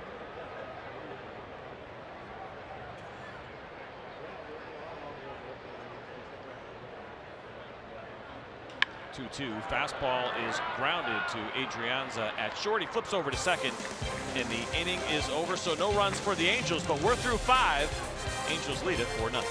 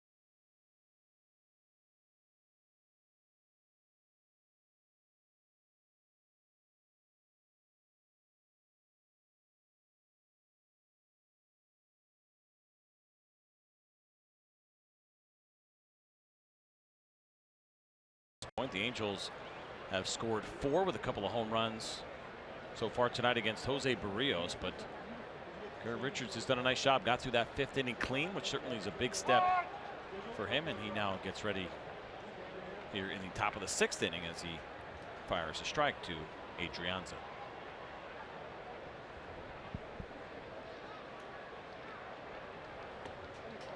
Good breaking ball down and in at 81 miles per hour. We mentioned it earlier. More lefties will see that curveball than the righties against Garrett Richards. He's really thrown a lot of strikes here so far tonight.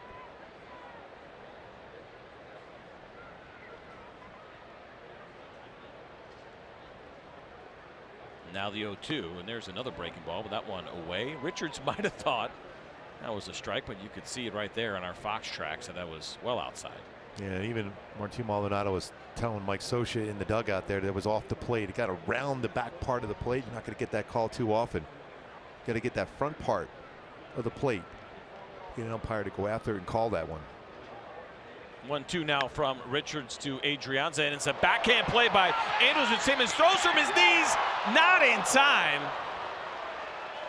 The fact that that was even close is unbelievable, as Andrelton Simmons shows off the glove and the arm, but can't quite get Adrianza. Adrianza runs well down the line, and he sensed he had a base hit. It was a pretty good piece of hitting by him, staying back on that baseball and hitting that way. There's a lot on that throw, but see, clearly beats it out, though. Incredible range, throws it from one knee, and he's got something on that throw on top of it. Not only is he throwing it from one knee, but with some velocity behind it as well, but not enough to get Adrianza. There's a few more sunflower seeds for Andrelton Simmons. Yeah, as a junior college pitcher, he was clocked at 98 miles an hour on the mound. And there was a rumor at one point during a game this season where there was some pitchers, a lot of pitchers being used, that Mike Scioscia was thinking about it, although he'll never say that, but he thought about it. With any, you just have somebody who could throw 98 miles an hour in your infield like Andrelton Simmons. It's intriguing. Now we're seeing more and more with Shohei Ohtani be able to swing the bat and pitch. Yeah, I mean, as far as position players that could probably pitch on this team, you have to get in line. Shohei Ohtani obviously is first. You mentioned Simmons. Mike Trout be a guy, right? He pitched in high school, did he not? Yes, he did. Which is hard to believe with that build. Yes. That he got on the mound in smaller high school in New Jersey, and you probably need anybody with a decent arm to pitch for your club. He was a pretty good basketball player too in high school, Trout. I believe that.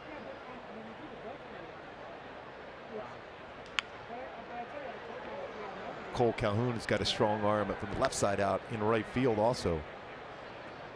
This is a spot now for the Minnesota Twins with speed at the base, at first base, and speed at the plate. Or if there's going to be a time for the Twins to get it going, especially at the top of the order coming up, and Joe Mauer, a guy that's had a lot of success against the Angels in his career. It's their moment right now. Richards is ahead of Buxton 0-2. And there's a breaking ball, and is swung on and missed, and Buxton goes down. Fourth strikeout of the night for Garrett Richards. It's one of those hard breaking balls from Richards. Gets him to go after that at 90-mile-an-hour slider. That is unbelievable that is at 90 miles an hour with that much break.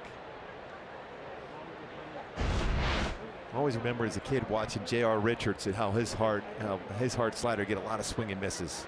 See how it's spread out, 9 ground ball outs. We mentioned that he's still, in my opinion, a ground ball pitcher. Just 4 punch outs, 3 fly ball outs.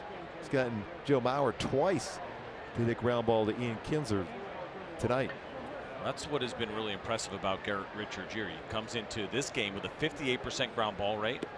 League average is usually somewhere around 44%, but then also the high strikeout rate. You usually don't get both of those things, right? Usually your heavy ground ball pitchers are the weak contact, lower strikeouts.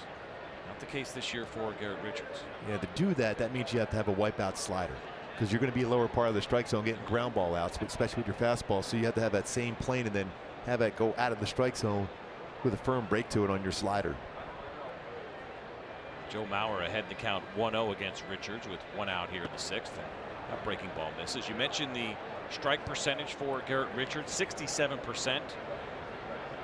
So far this season he had been at 59%, so well above his season average so far, as Martine Maldonado will go out and talk to his starting pitcher. Joe Mauer, mentioned this too, doesn't swing very often. Lowest swing rate in the game at just 29%. So incredibly patient is Joe Mauer, and that's what leads to the high on base percentage that he has over the course of his career. But then there's always that conversation where, like in these counts right now, 2-0, Minnesota Twin fans would like to see him jump on a fastball 2-0. And he sees a lot of pitches during the course of a bat.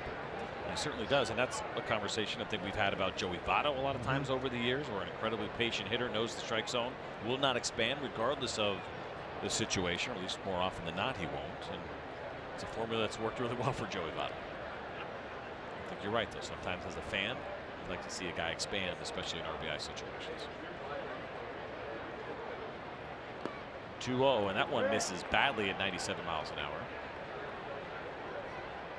And he's got great numbers mentioned earlier against the Angels in his career for Joe Mauer. And you can see, even though Richards has a 4-0 lead with a man on first, he hasn't really challenged Mauer in the strike zone. 341 all time. Only Jose Altuve with a better career average at 349. Wade Boggs, Cookie Rojas. How about that list right there? That is impressive. Some big names. Paul Molitor right there, 333. There's a strike on the inside corner at 96. Count now 3-1 for Joe Mauer. Back in 2001 was the #1 overall pick for the Minnesota Twins. Jose Alvarez warming up now in the bullpen, even though the pitch count's still manageable for Garrett Richards at 89.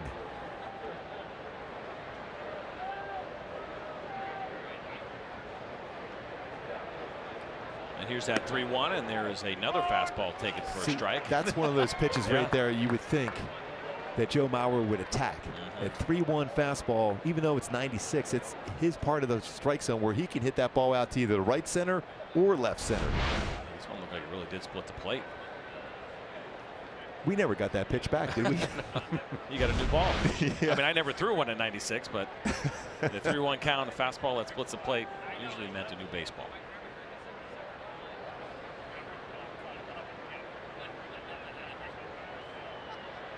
And there's the full count pitch with Adrianza on the move, and this ground ball is hit to the left side and gets through past the diving Zack Cozart. Adrianza will go to third. Joe Mauer will hold up at first, and with one out, Twins have runners at first and third. Watch every out-of-market regular season game live or on demand at home, in the office, or on the go with MLB.tv. Your subscription includes MLB At-Bat Premium, allowing you to watch live baseball on your favorite supported devices. Blackout and other restrictions apply. Visit MLB.tv for details. Even going back to Joe Mauer, CJ, look how confident and how comfortable he is even with 2 strikes. That's a 3-2 count, but there's 2 strikes, and you're dealing with a pitcher that has a 90, 91 mile an hour slider, an 81 mile an hour curveball, and a fastball 97. He just stayed back and lined that through that hole once again. A couple of good hitters right there. There's a lot of hits combined, over 5,000 hits. That's absurd. A couple of really patient, good hitters, and not surprising when you have that many hits combined. These are guys that know the strike zone, know it well, know what they like. And interesting too. So after 3-1 counts for Joe Mauer, we're talking about that at bat and digging in. Just 3 for 13. That's surprising. It is. I agree. Well, prior to this inning, Brian Dozier was the only Minnesota Twin with hits. 2 for 2 with a couple of singles. You see that batting average up to 236 now for Twin second baseman. I'm guessing this might be the last batter potentially for Richards with Kepler on deck, the lefty, and Jose Alvarez in the bullpen. Kepler, the switch hitter, Escobar due after him, and a couple of lefties, and Rosario and Morrison. See it 5 1/3 so far, just 4 hits allowed, no walks for Garrett Richards, which is also a really good sign.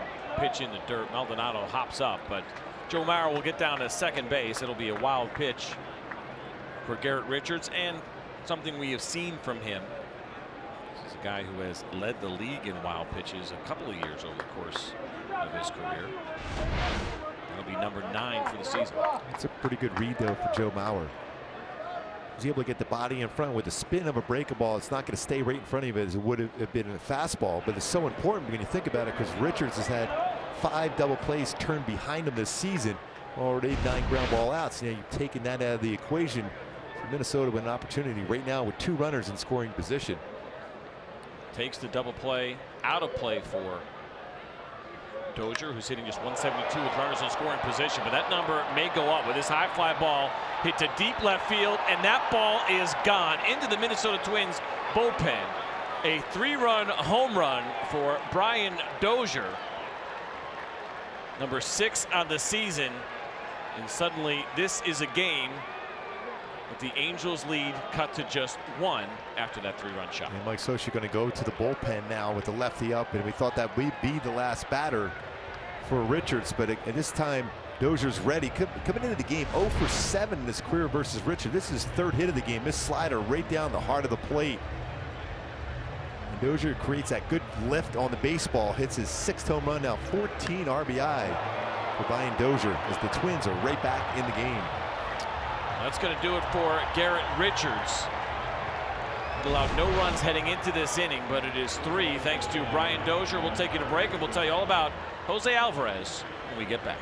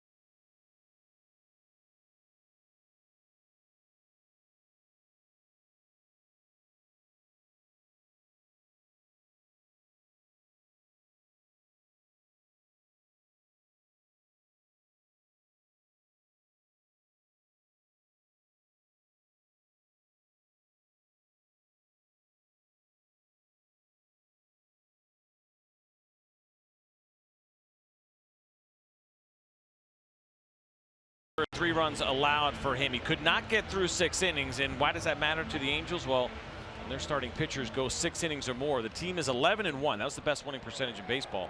When they go less than 6 innings, they are 2 games under 500 at 11-13.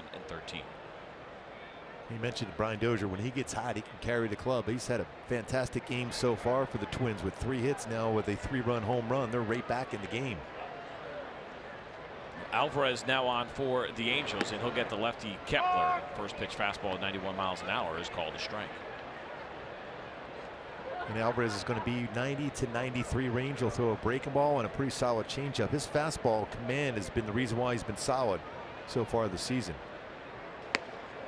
There's another good fastball swung on and missed. Count now 0-2. I'll tell Byron Dozier this, but he came in slumping. For his last 38, that was just his 2nd home run since April 5th, but it's been a good night for him.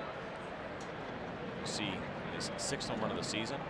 He had 34 a year ago, and then that huge year 42 back in 2000. That's why you can never really explain baseball. 0 for 7 in his career versus Richards, yet he goes 3 for 3 in the game against one of the toughest right-handed pitchers in the game in Garrett Richards.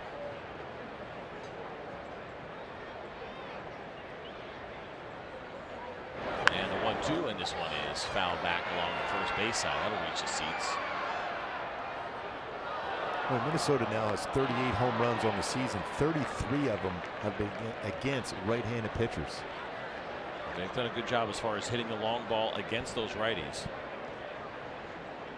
I mentioned it. 87% coming into this one of their home runs have come against righties. That is the 2nd highest percentage in Major League Baseball. You look at the construction of the lineup with Mauer, Kepler, Rosario, Morrison. You can see it a little bit. Those left-handed hitters and switch hitters. Why they'd be so good against righties. Kepler's been pretty solid against left-handed pitching this season himself, though. Hit Yes. .333. It's pretty impressive. He stays back on the baseball well. Doesn't give in on a fastball in against a lefty.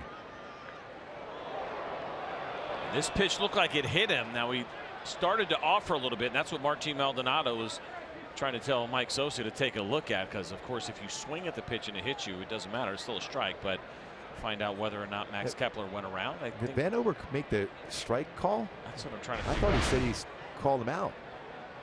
Let's Let's take a see. look. The ball certainly hit his left hand, but the question becomes whether or not strike 3 was called. Right? If he swung at it, he's out. Is that the call? He made the hand gesture, Vanover. And we might have to take a look at that now. Here's a better angle. Yeah, this play is not reviewable. Yeah, he certainly swung at it. I think he called him out. I one time struck out Carney Lansford, hit him in the chest on a swing. It's a good feeling, isn't it? Yeah, it was. I apologize to him because he was a strong man, Carney. Yeah, but you didn't mean it. No. So Paul Molitor is out to talk to Larry Vanover. And it doesn't matter if it hits his hand. If he swung the bat, he's out. Yes. And I saw Vanover make that gesture that he swung. And so, yeah, I'm assuming based on the conversation and trying to read the body language of Paul Molitor that is exactly what the call was. It was a 2-strike count. So Kepler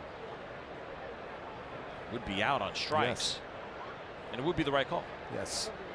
You know, they never asked for an appeal down to third base. Larry Vanover made that call himself. Yep. And he looked like he did cross the plate. Again, the interpretation of a swing or check swing is strictly up to the umpire, and it was the home plate umpire that made the call. What I'm trying to figure out is why his bat is still at home plate. Unless he's saying just a foul ball. Are they calling foul ball?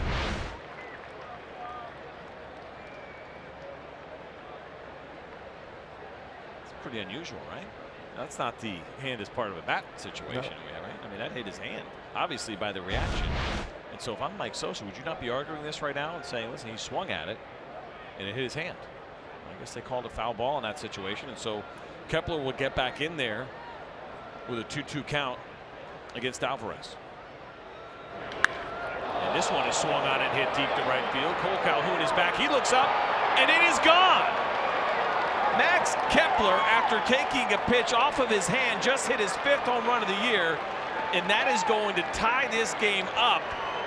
Gotta be kidding me. That's very impressive for the youngster. Max Kepler talked about his numbers versus left-handed pitching. And he's able to turn on that 333 batting average versus lefties. Told you he doesn't give in on the pitch on the inside part of the plate. And he turned on that one quickly. Of course, there's a change here in Angel Stadium this season as far as what's happening in right field. They have lowered the yellow line. It is now just 8 feet. It was 18 feet and it had been over the years where you had hit the ball over the scoreboard. I guess Max Kepler's hand is fine. You know, if you're facing him in that spot, you're thinking this guy's got no chance. They just hit him on the hand, whether it's a foul tip or not. Yes. That he's hurting. And you feel pretty good about your chances of finishing off that at bat. So it makes it all the more impressive from Max Kepler. An absolute rope to right field to tie this game up here in the 6th inning.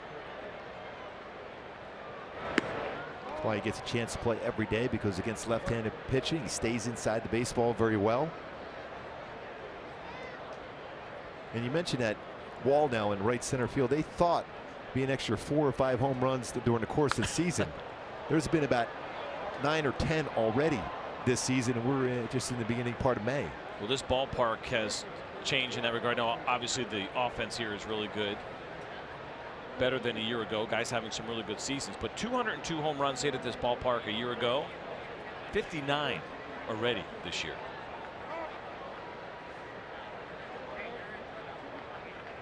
And it's interesting, too, as we see Kepler in the big at-bat that he just had. The previous 2 seasons, he really had struggled against lefties. 203 2 years ago, 152 last year as Alvarez finishes off Escobar. Get caught up with all the action around the league as the legends of the game break it down pitch by pitch, player by player. It's MLB Whip Around, weeknights at 11 Eastern on FS1, or stream it live on Fox Sports Go.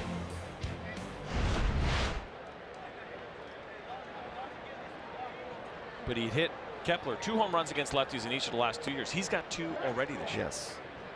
It's a different look for him. He has made the adjustments. He has looked good. And this Minnesota Twins, all of a sudden, offense is starting to get it going. They had the day off yesterday. Sometimes your timing is thrown off as a hitter with a day off, even though you like a day off.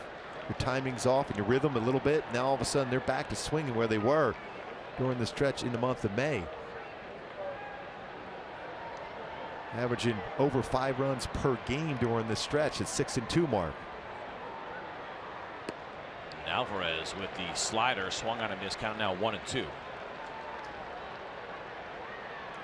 That was a blown save for Jose Alvarez. You can get one as early as the 6th inning. Anytime you come into a save situation from the 6th inning on.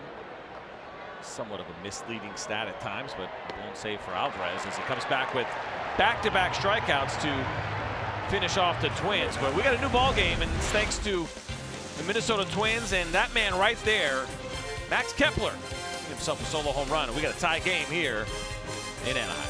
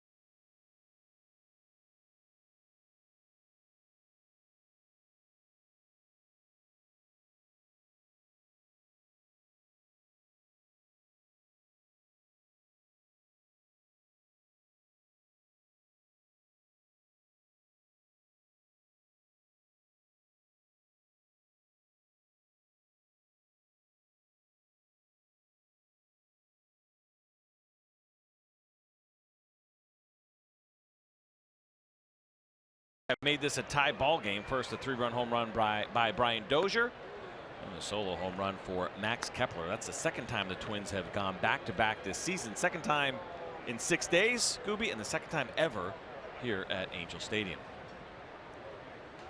Shohei Ohtani wanted to untie this game with one swing.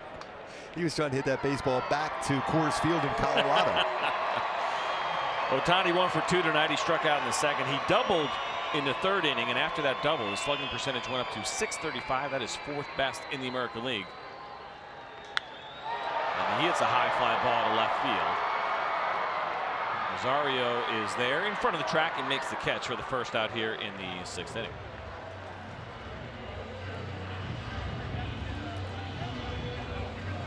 So Andrelton Simmons now stepping up to the plate here with 1 out. It's been a good year for him offensively. The best we have seen so far. I'll tell you what, he has, you talk about plate coverage. He's able to get down and get some pitches in the lower part of the strike zone, but he hits the ball very well. The center field, to right field, he will pull a pitch on the inside part of the plate, and he is excellent on high pitches. He has been for the last couple of years, and very clutch in RBI situations for Andrelton Simmons. Remember when the Angels made that trade to pick him up, they said this is a fantastic defensive shortstop that can hit a little bit. Yeah. He's turned into one of the better hitters. He was 8th in the voting last year in the American League as far as MVP. You already get the great defense. You add a little offense, and you can see why those MVP votes would go up. And you know, interesting with him as an offensive player too, Gooby. You've seen this now by watching this team and watching him over the last couple of years. But he is aggressive early. He does not see very many pitches, just 3.26 per plate appearance. That's the 2nd fewest in the game. You know, the odd thing too, last season he had a career high as far as walks at 47, and this season alone already picking up the walks. He is 12 this season. So generally when the ball is put in play, it's going to be the 1st or 2nd pitch, but he will have deep counts, especially when he's behind with 2 strikes, because he makes contact. Takes a hard swing in the 1-2 count, and he lines one to right field. A 1-out base hit for Andrelton Simmons as the Rangers will work to try to get this lead back. They led this game 4-0, but the Twins scored 4 in the top of this inning. That's where we stand right now. Everything we talked about with Andrelton Simmons, he hits the high pitch well, does so. Uses the whole field well, does so. Stay back on it, makes contact, and he lines out in the right field for a single. That base hit is going to end the night for Jose Barrios as Paul Molitor makes his way out to the mound, and he has already signaled to the bullpen. And so Jose Barrios finishes his evening. He is responsible for that runner at first. We'll be back after this.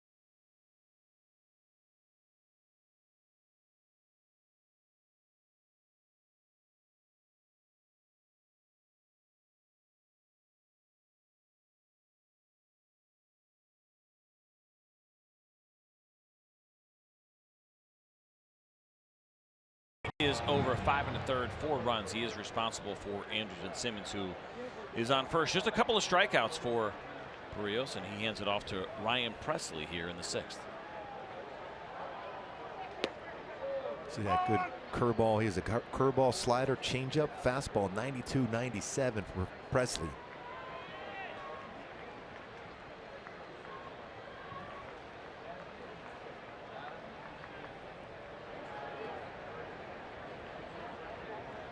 See Andrelton Simmons leading off first, and there's another breaking ball. This one is lined into left field. It'll be a base hit. Simmons will hold up at second, and so Ian Kinsler now with his second hit of the night, third hit of the night. It's first and second with 1 out for the Angels. And to be able to relax in that lower part of the lineup, Mike Scioscia talked about him moving him down because there's a lot of pressure not only leading off the game. Granted, you only do that once a game, but you're hitting consistently in front of Mike Trout, so you want to be on base. And it hasn't been the case so far this season, but the last couple of games moved down in the lineup. He's had some pretty good at-bats, and another good at-bat for Ian Kinsler.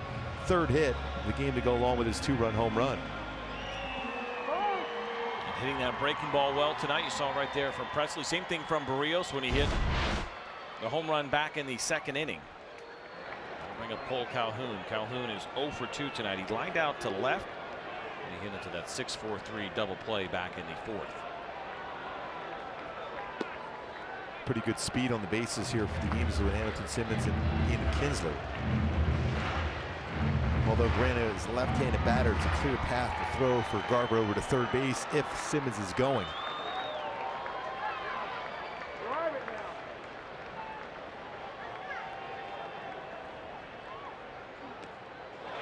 This one gets away from Garver, and both of the runners are going to move. Big turn from Andrelton Simmons, but he will not advance. It'll be a wild pitch for Pressly. Now a couple of runners in scoring position here for Cole Calhoun. Yeah, one of Paul Molitor who will bring the infield in now.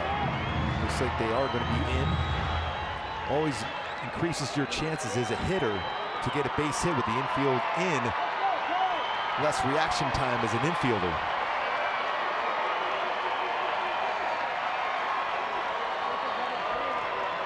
Calhoun has hit the ball on the ground a ton this year. Came into tonight with a 57% ground ball rate. That is the 5th highest rate in the game. Swings and misses at that 90-mile-an-hour pitch from Presley. And as a hitter right now, all you're trying to do is get something elevated enough to hit in the air. Now, some pretty good arms in the outfield here for Minnesota, especially with Buxton out there in center field. Kepler, a strong throwing arm in right, but playing very deep. Rosario playing shallow in left field with 1 outfield assist this season. Yeah, here's the 2-1 from Presley. This one is swung on and lifted to right field. Kepler is back in the track, leaps and makes the catch. Both runners will tag, and it'll be a sac fly for Calhoun. After the nice play by Max Kepler in right field up against the wall. Potentially took a home run away from Calhoun. Hits a home run and takes one back, but the Angels are able to score because of that wild pitch. Set up the 2 runners to go in a scoring position. And Simmons going back to the bag. It was front of the wall. Wouldn't have been a home run, but played very well by Kepler getting in. But that's a good swing there for Calhoun, who has really struggled this season, picking up then his 11th RBI. He got a pitch when he wanted to and elevated, hit it in the air, and got the job done. At this point in the game, with the way that he has been going lately, that's certainly a positive at bat. He was 1 for 12 with runners in scoring position going back to start off the year, excuse me. No, I'm going to correct myself. 1 for 12 since April 13th with runners in scoring position. So didn't get a hit there, but he got the job done.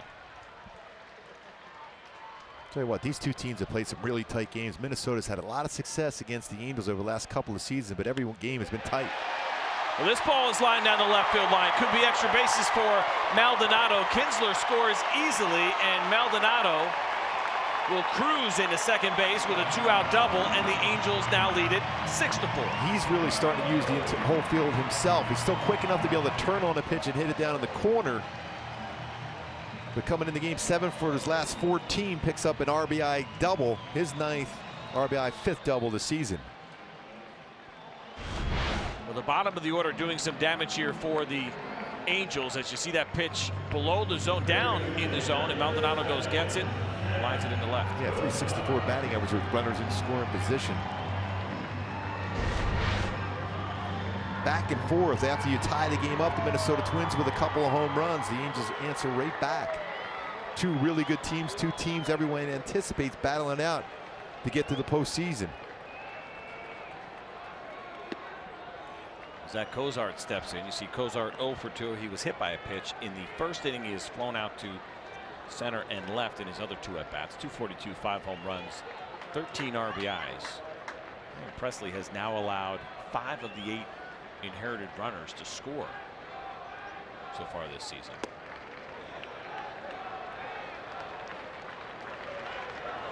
He's got a good strikeout rate. Came in with an 11.9 per 9 strikeout rate, but unable to generate the swings and misses so far through the 3 hitters that he has faced here in the 6th.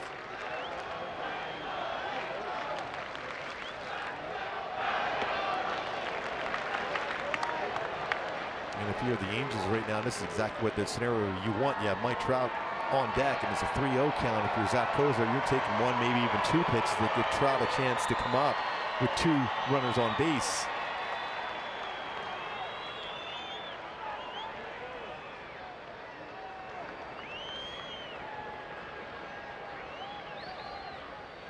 And there is a fastball right down the middle called strike 1. 100% of the time so far this season, 3-1 count, he's throwing him a fastball, and this is what Cozart's going to be looking for, a fastball here. A guy who certainly has shown some power over the last couple of years. He had a career best 24 home runs in an all-star season last year. Ooh, he threw him a breaking ball with Trout coming up. We saw it when Baltimore was in town. Buck Showalter didn't care if an open base was anywhere when Trout came to the plate. He wouldn't care if it was a man on or nobody on third base. He'd end up walking him. But they pitched to him once. It didn't. Mike Trout hit a home run against the Orioles in that series. Yes. Buck Showalter probably frustrated that he didn't stick with his original game plan. The Angels have been in business here so far in the 6th inning. And with a couple of runners on and Mike Trout coming up, Ryan Presley will get a visit from his pitching coach. First visit of the night for the Minnesota Twins. Boy, Trout has just had an absolute dominant season so far. .331 batting average, 25 RBI, 12 home runs, 1143 OPS. And mix in 7 stolen bases. He's been running very, very well. And he's been quick on pitches on the inside part of the plate, and that baseball went a long way. There was a discussion it was close to 500 feet, probably 480 feet, maybe 460.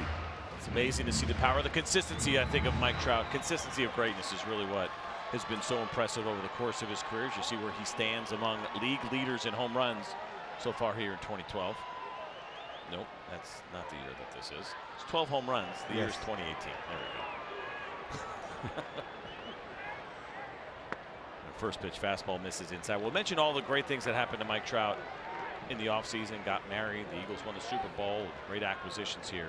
The downside for him, I'm sure you guys have talked about this a ton, no more living with Garrett Richards during the season, right? These guys have been roommates since the minor leagues.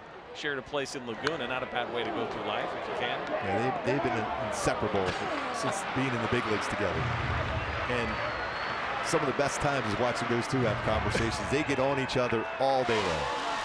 From whether it's football games to their basketball teams, Oklahoma City Thunder for Richards and the Sixers for Trout. It's always fun, those conversations.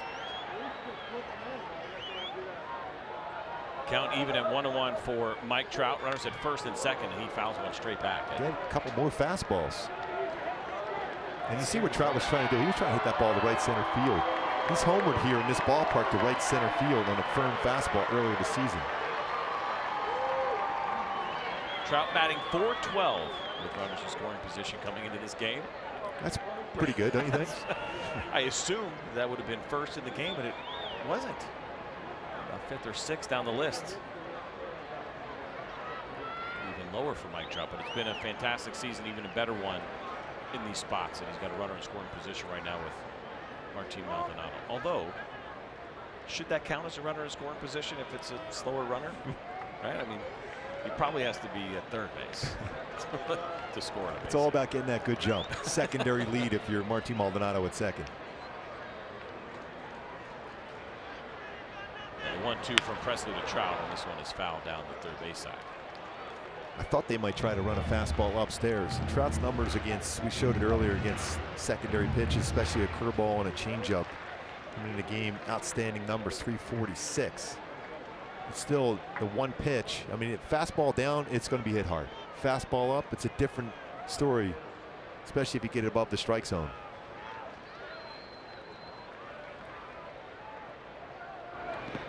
Breaking ball down in the dirt. You know, it's funny too. We use the Fox tracks. We show you the strike zone, but then you think about what is Mike Trout's strike zone.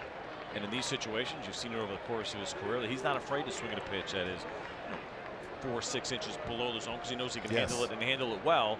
And you might be saying, well, I threw him a ball. Well, it's not a ball to him because that's where he does his damage, down in the zone. So if you're going to go down, you got to go way down. Yes, you have to bounce it and trust your catcher's going to keep it in front.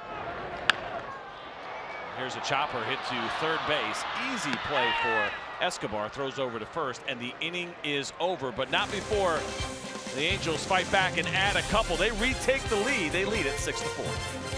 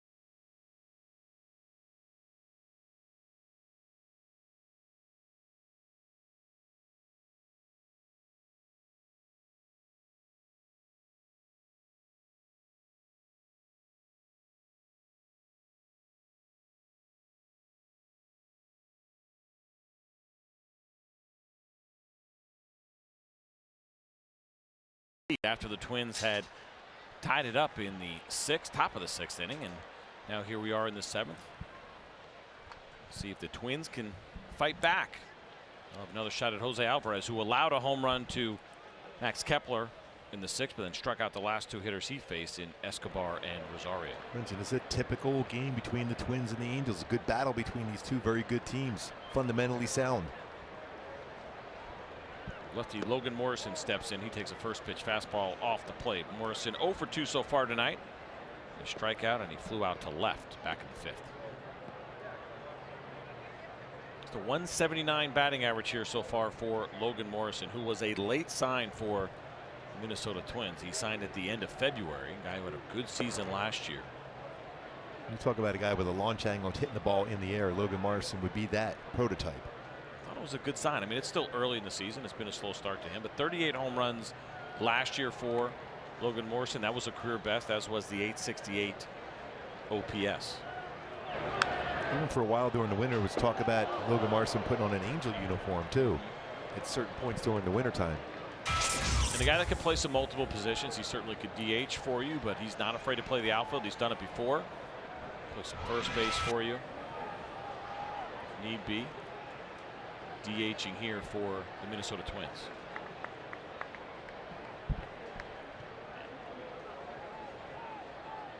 There's a 2-1, and this one is hit high in the air, but well fouled down the right field line. A little bit of a drop off in velocity in the fastball today for Jose Alvarez. Mentioned he's been throwing 92, 93 on a consistent basis. A lot of fastballs, 88 to 90 range today. And we mentioned how many innings out of the bullpen these arms have put forth already coming into this game. 148 2/3 innings pitched out of the bullpen, so a lot of work. Jose Alvarez came into this game leading baseball in games pitched. That slider just misses off the plate, and Logan Morrison was able to hold up his swing. So game number 21, he'll continue to lead Major League Baseball in appearances after this evening. 29-year-old left-hander out of Venezuela just turned 29 a couple of days ago, May 6th.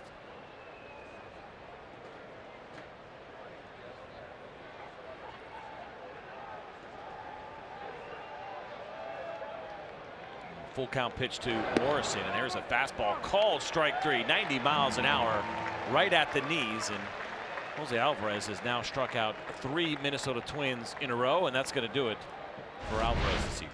That's a 90-mile-an-hour fastball. Morrison may be thinking he's going to get a break ball to try and hit the ball the other way. He was locked up on that fastball from Jose Alvarez, who's been very good this season for the Angels. Despite the home run to Kepler, it's a good night for Jose Alvarez. We'll tell you about the new pitcher when we get back.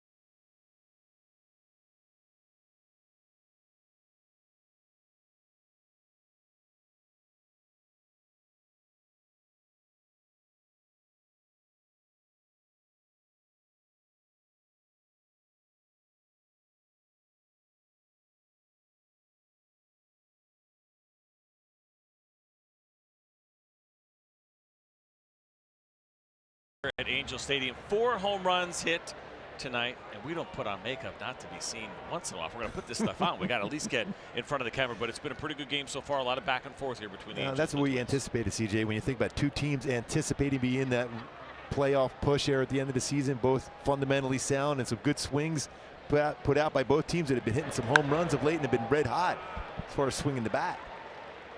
Right on cue, another good swing for a Minnesota Twins hitter. Mitch Garver with the base hit here with 1 out in the 7th inning. And we'll take a look at our Budweiser game summary. I promise we will. And there we go. And there it is. We've seen so far both pitchers 5 1/3 tonight, Gooby. And both pitchers, we talked about their secondary pitches being so effective, but a couple of mistakes by both as far as that breaking ball at times. 3-run home run against Richard, though pretty solid for him into that 6th inning. And Barrios, same thing, a couple hanging breaking balls for him. But other than that, very solid.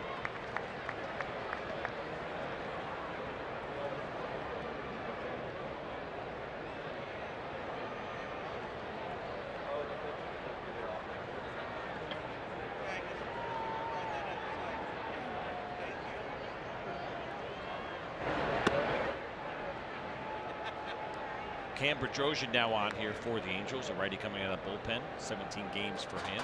See the 13 strikeouts to 7 walks. Not exactly the ratio you want to see coming out of your pen. And the one thing for Cam Bedrosian is the feel for his breaking ball. His fastball is pretty much getting that velocity back 93, 95, but his feel for his breaking ball has been off at times. There's a ground ball. Nice play by Albert Pujols to Simmons for 1. Back to Pujols for 2.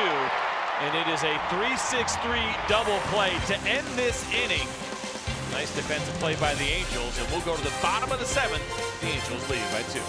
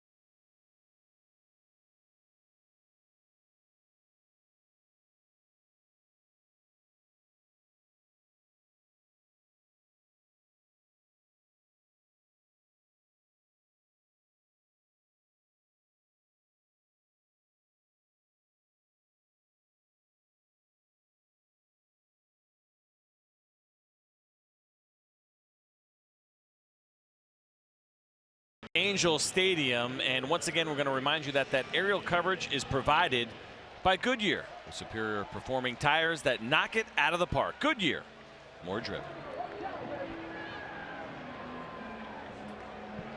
We'll take you to now the bottom of the 7th inning. A new right-hander coming in this game for the Minnesota Twins. Trevor Hildenberger is on, game number 16 for him. Hildenberger threw from that sidearm delivery. 91, 94. Will also throw a sinker from that same arm slide. He'll throw a slider, a frisbee type slider, and changeup.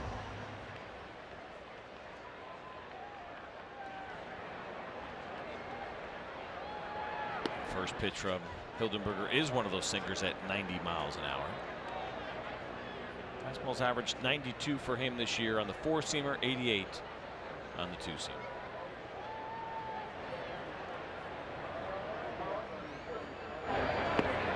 And interesting too, you see that low arm angle that he has, and you would think that he would be susceptible to left-handed hitters, but lefties hitting just .048 against him this season. Righties have had some success at .333. That means he's able to throw that backdoor breaker ball and change up fading away against left-handed batters.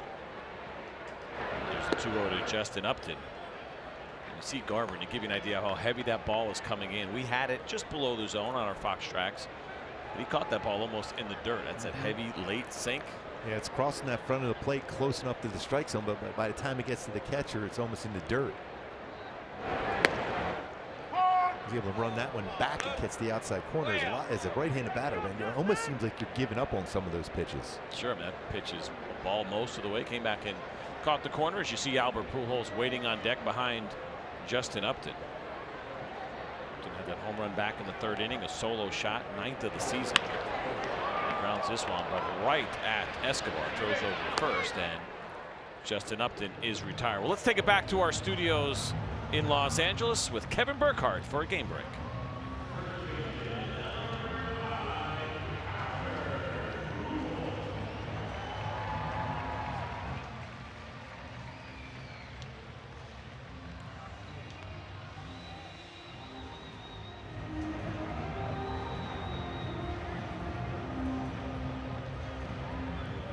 Thanks, KB. Appreciate it. We talk about Zack Cozart and kind of the changes in his career with the power. You could say the same about Scooter Gennett. Once he got out of Milwaukee, 27 home runs for him last year with the Cincinnati Reds. He had 4 in that one game, right? Yeah, 4 home runs came out of nowhere. Albert Pujols, you see, 1 for 3 tonight, had a double. And Albert Pujols double, by the way, put him now 11th on the all-time list. He is 4 behind David Ortiz, and you see what he has done. Elite company for players with 3,000 hits and 600 home runs.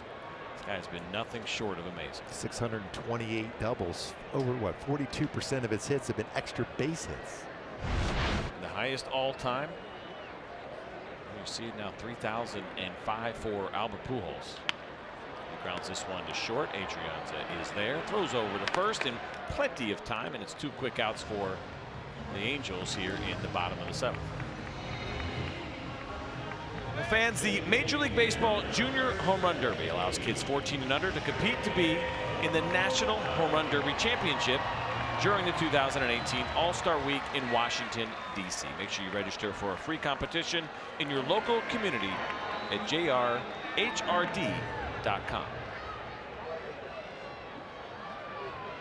They're going to have the over 45 division for the home run derby. I'll take the over 55. Shohei Ohtani hits himself a high fly ball to center field. Buxton is back, but this one is gone. Shohei Ohtani.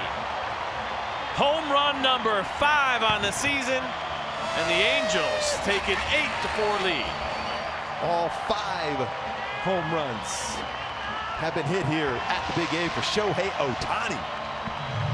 And you talked about lack of success against Hildenberger as far as left-handed batters. Shohei said, no thank you, I can drive the ball out. And he get the ball so far to that part of the field. Talk about that fade 2-seamer to go away. It was up in the strike zone, and Shohei Ohtani knew it. No doubt home run to center field. Almost got to the rock pile.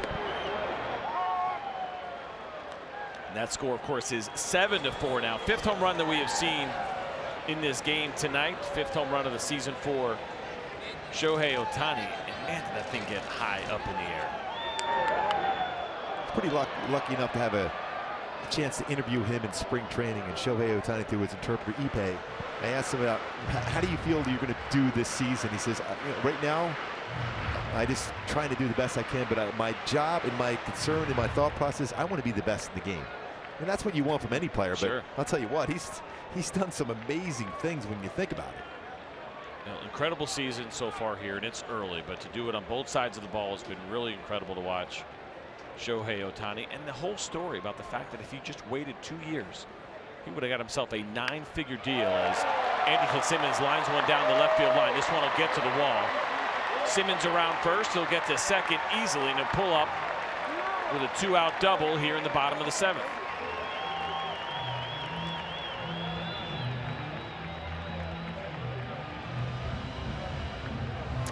It's time for our Boost Mobile Flipping the Switch, which is brought to you by Boost Mobile. We'll take a look at the 3 hits for Ian Kinsler tonight. It has been a good night for him as he has been dropped in the order. Slow start to the season, but he'll take this one as well. A little numbered, and overall good night for the Angels second baseman. Well, when you think about it, coming into the game, Ian Kinsler hitting 191, but after this 3-hit performance so far, batting average up to 216 for Kinsler. By the way, that's a 10th double of the season for Anderson Simmons, leading the club in that category. He's had a good night. 3 for 4 for Simmons, 3 for 3 for Ian Kinsler. 2 outs, get an opportunity with Anderson Simmons in scoring position. Now, this has been an area where Kinsler has struggled. 0.67 batting average coming into this one in these spots with runners in scoring position.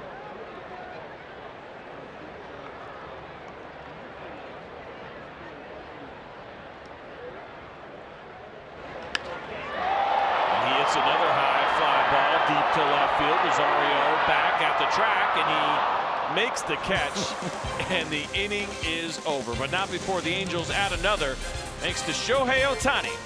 We'll go to the 8th when we get back.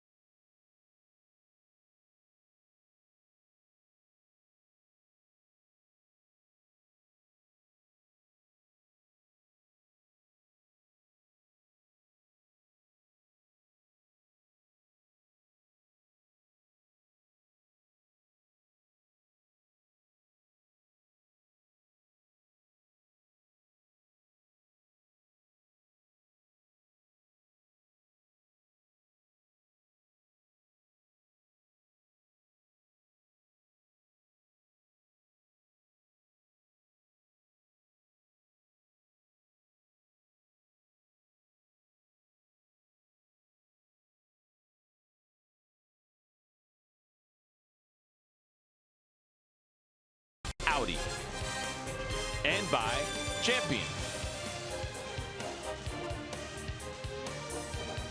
Well, welcome back. Top of the 8th inning. The Angels have taken this game under control now as they lead by 3. Go back and forth here this evening between the Twins and the Angels. Lots of long balls, 5 of them so far tonight. And now Keenan Middleton is in. 14th game for him. He just came off of his rehab. See there, 10-day DL for him, but active and back in that bullpen for Mike Sosa. Yeah, and his fastball is 92 to 99 range. He'll throw a good hard breaking ball, but his changeup, a pitch through a lot in spring training, has been very effective for him this season.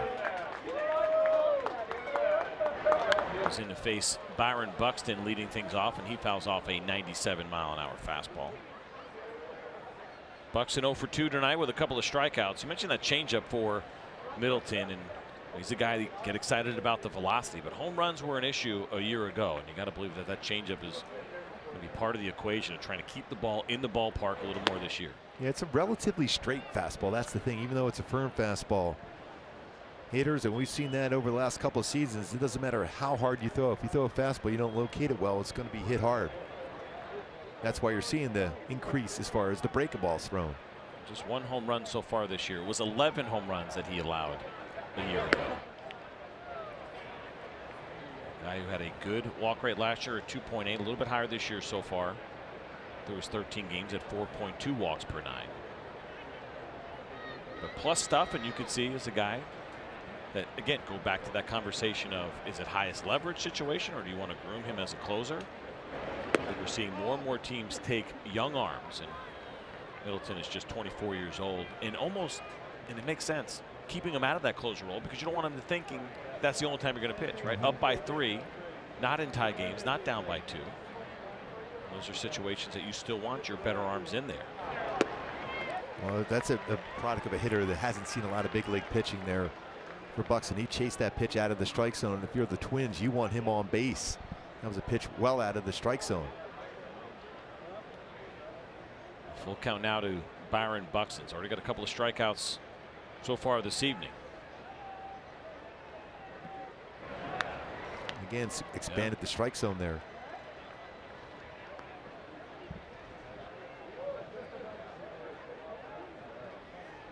And that's been an issue for the bullpen for the Angels. It's been the walk. In the game, we mentioned how many innings out of the bullpen, 148 2/3, but 63 walks.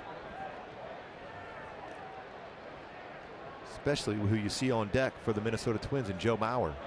And there's the 3-2, and that one is taken for ball far. So a leadoff walk for Middleton.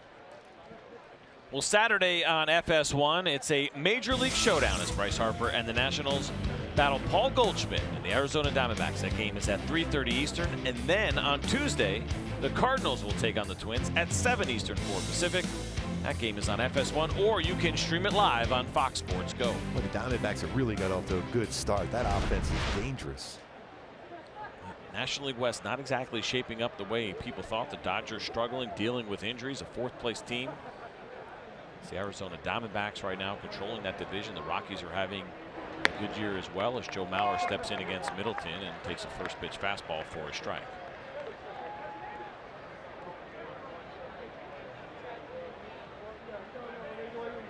And as unusual as that division has been, as mentioned, the National League West, this division where the Twins play, the American League Central, has just been very blah, very average, not a lot going on. The Cleveland Indians are a first-place team in that division with an 18-18 record. They're playing 500 baseball. The Twins 2 games under 500 entering this one, only a game back. Yeah, that's the thing. If you're the Twins, you got off to a slow start. You feel real good about your position right now. You're starting to get healthy, starting to get some people back. Urban Santana will be back sometime this month to help out the rotation. Miguel Sano at some point get back in there himself. Here's a ground ball hit to Kinsler. Simmons for 1, over to first, double play. 4-6-3, it goes for the Angels, and a good job by Middleton after the leadoff walk to get himself at double play. Yeah, that's the 3rd ground ball that Joe Mauer has hit to Ian Kinsler tonight. That one results in 2 outs. Getting that ball on the lower part of the strike zone, a quick turn. That middle infield for the Angels, excellent. There's a lot of gold in there between Ian Kinsler and Andrelton Simmons. Kinsler a Gold Glove winner, Andrelton Simmons a multi-Gold Glove winner. Yeah, we talk about this a lot, right? Defense up the middle so important, and you think about some of the best up the middle combinations in the infield, and certainly for the Angels with Kinsler and Simmons defensively.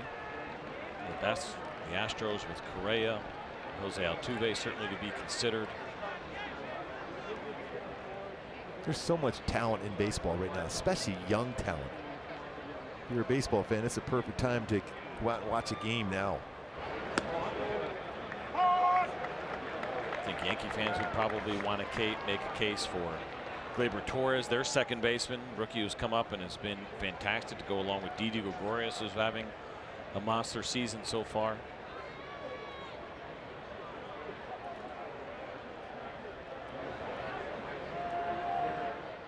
Now 0-2 to Brian Dozier, who is 3 for 3 tonight. You see there the 3-run home run. That home run from Dozier came back in the 6th inning.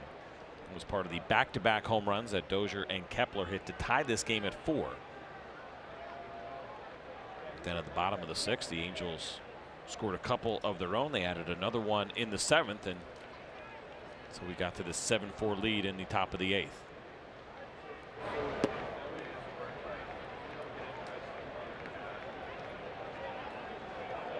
Brian Dozier has 2 career 4-hit games. Both of them have come against the Chicago White Sox.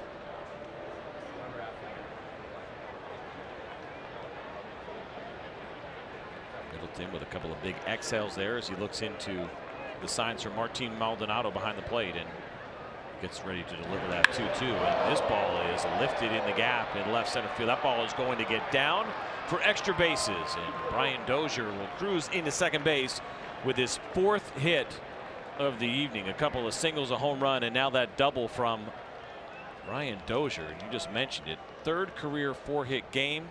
It's the first time he has done it on the road in his career. You mentioned him being a streaky hitter. He has seen the ball very, very well tonight. Another fastball. You see how he brings his hands up and drives that pitch upstairs. We talked about his ability to hit the high pitch, picking up a double to go along with his home run, 3-run home run, and a couple singles.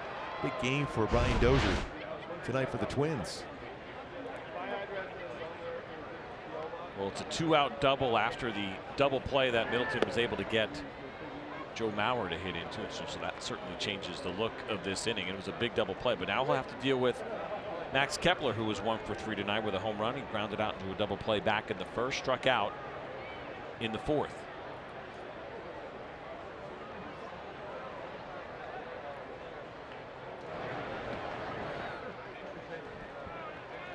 It's a changeup that you were talking about at 86 miles an hour from Middleton.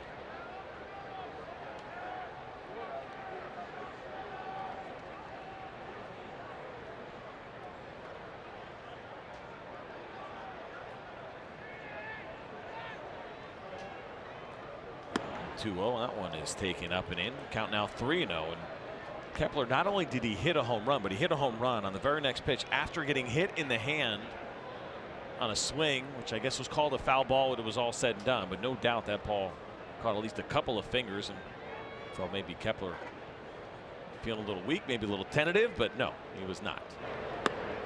Credit this Minnesota club. They just do not give up. They're right back in the game, bringing that tying run to the plate now for one of the most consistent hitters in Escobar coming up now. That'll bring Charles Nagy out to the mound for the Angels to talk to his right-hander. 3rd visit of the night for the Angels to the mound without making a change, and usually that wouldn't matter, but of course the new rules here now in 2018 where you're allowed 6 mound visits in which you do not make a change, and then of course that has to deal with the infielders, catchers, whoever comes out to the mound.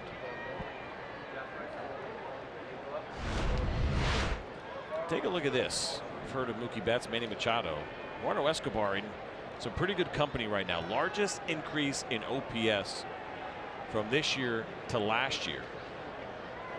Mookie Betts with that monster season. 421 points better, but Escobar 3rd right now with his 235 increase. And a good year. He will be looking to swing hard and firm at the first pitch right here.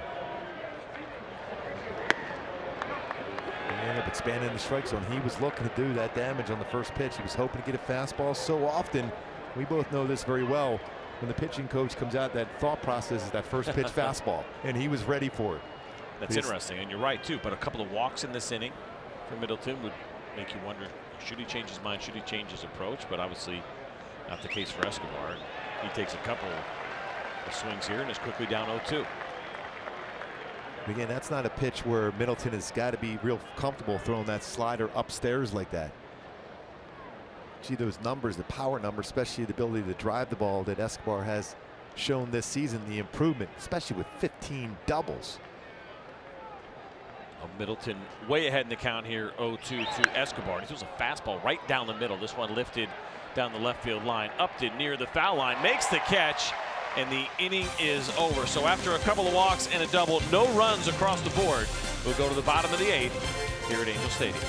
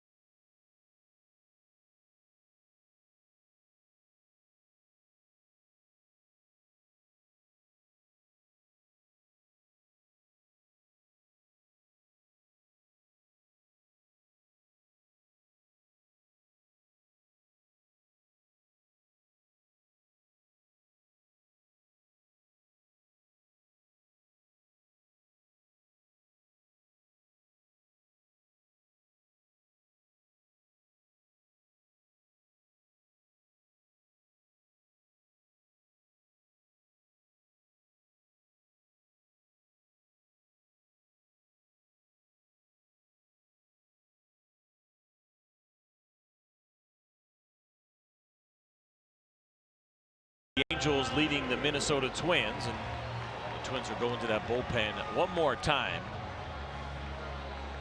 So we see the right-hander Matt McGill, game number 5 for him. 7 strikeouts and just 1 walk. Good ratio for him. Good. Yeah, pretty firm fastball, 93, 96, although a slider and a changeup.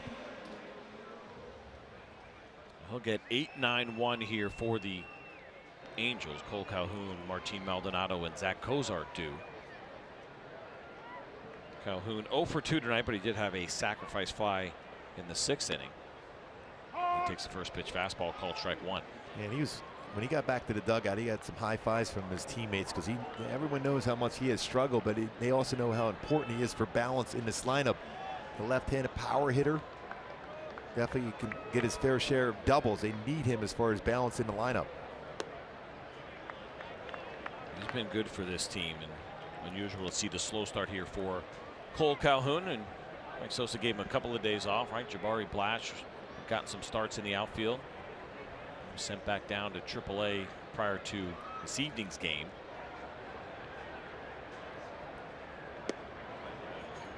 Sometimes it's one of those good at bats, and when you get the job done, a sac fly hit well to the wall and right center field can get you going if you're Cole Calhoun. So far, he's shown some patience because during that stretch in which he has struggled, he has chased pitches that have not been in the strike zone.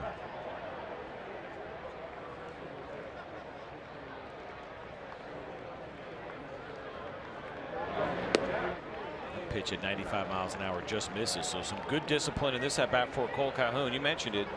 That O swing percentage, how many times you go outside of the zone, his swinging strike percentage, how many times he's swinging and missing so far for him, career highs here in 2018.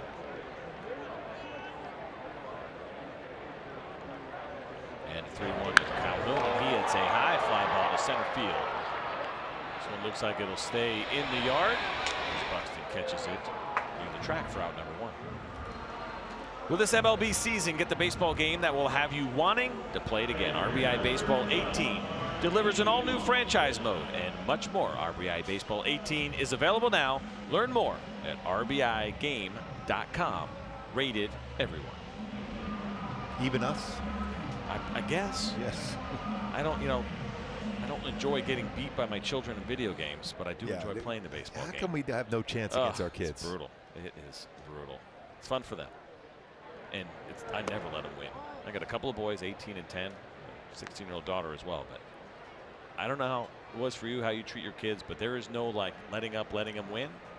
But yeah, when it comes to video games, I don't have a choice. I just got to wear it. I agree.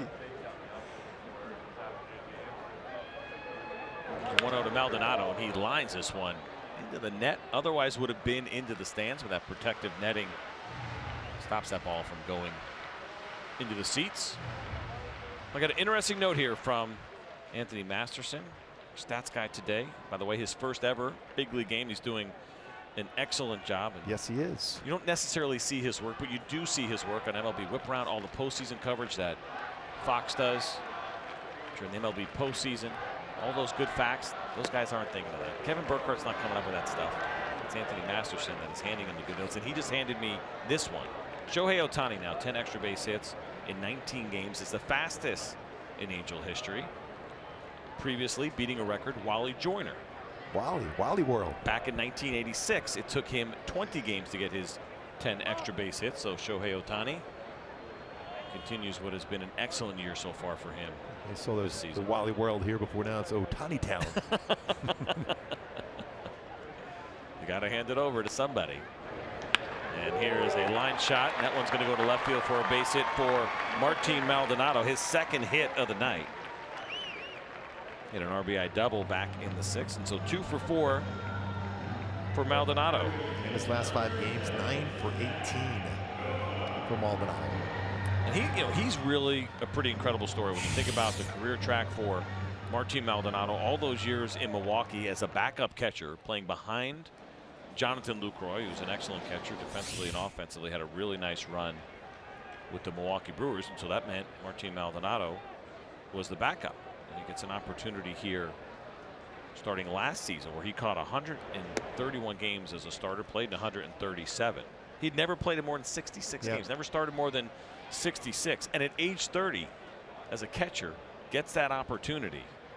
And he really has taken advantage of it. He's been a great thrower. Gold Glove winner last season. It's unbelievable. It is an outstanding story. He's one of the toughest guys on this team also. He has a t-shirt, he walks around, everything hurts. He wears a t-shirt saying that. I believe it as a catcher, and he does an excellent job back there for the Angels and swinging a much better bat. Had a rough stretch from April 12th to the 28th. He had 0 for 33 slump. Yeah, he was pulling off the baseball quite a bit. Now he's starting to use the whole field, and when pitches are in, he's able to turn on them now. There's a 1-1 to Zack Cozart. He takes a look at a fastball just off the plate, count 2-1. Yeah, we were talking to Paul Molitor before the game about using the whole field, how important that is. And when you see hitters getting their slumps, they get into that pull mode, or they're trying to lift the baseball. You know, you see the shifts on, you're trying to hit through the shift instead of just hitting the baseball where it's pitched. Breaking ball, looked like Cozart might have been thinking fastball and sitting fastball as he chases that 2-1 pitch in the dirt. Count even now 2-2 here in the bottom of the 8th inning, with the Angels leading the Twins 7-4. Tonight's attendance, by the way, as we'll take a look at this last pitch real quick in the dirt from Zack Cozart.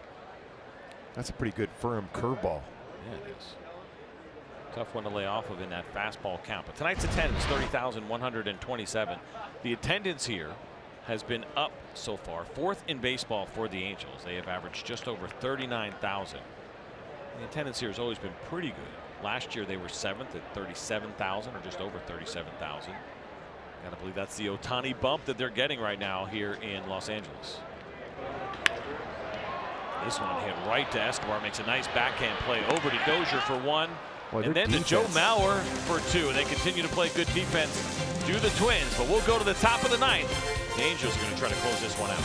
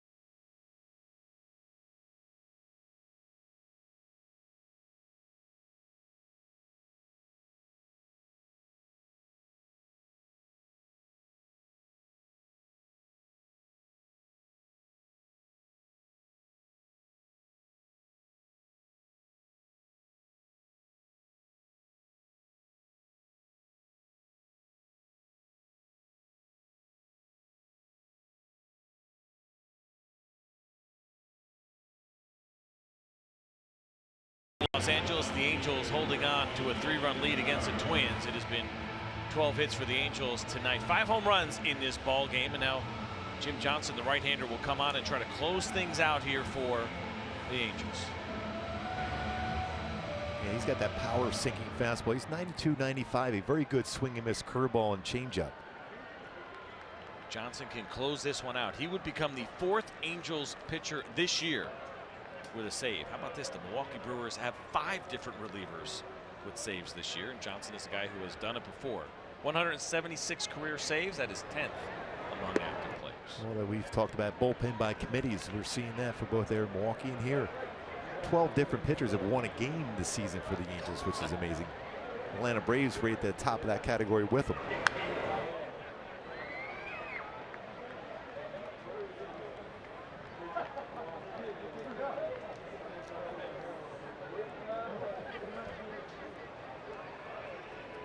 It's Yeti Rosario's night. 0 for 3, punched out back in the 6th inning. He also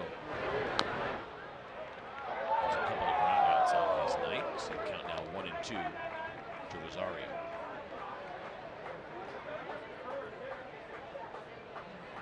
Well, as much as we talk about that, and it's certainly a trend in the game, highest leverage situations, getting better relievers in those spots.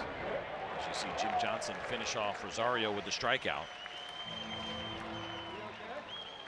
Tonight's dynamic play of the game is presented by Hankook Tires, and it is going to be all about Shohei Ohtani. And he knew he got that pitch, and he drove it out to center field. His 5th home run this season to go along with a double.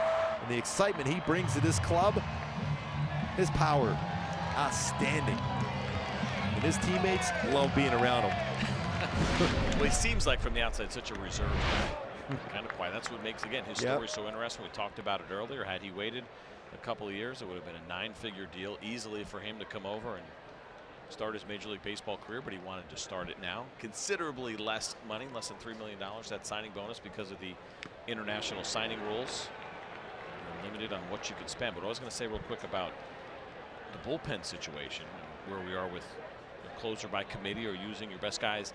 And it does seem to make sense, but at the same time, there is still something to be said for that last out of the game. Oh, right? yes. It's a different kind of person. I know you've seen it over the course of your career as a player and as a broadcaster. Some guys are just better in the 8th inning, and they're just not as good in the 9th inning, and vice versa. It's true. Johnson's done that throughout his career. Has been very effective, especially with Baltimore, as far as closing games.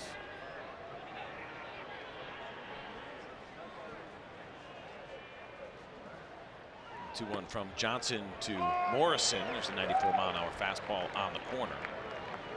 See Morrison's night so far: 0 for 3, a couple of strikeouts and a fly ball to left.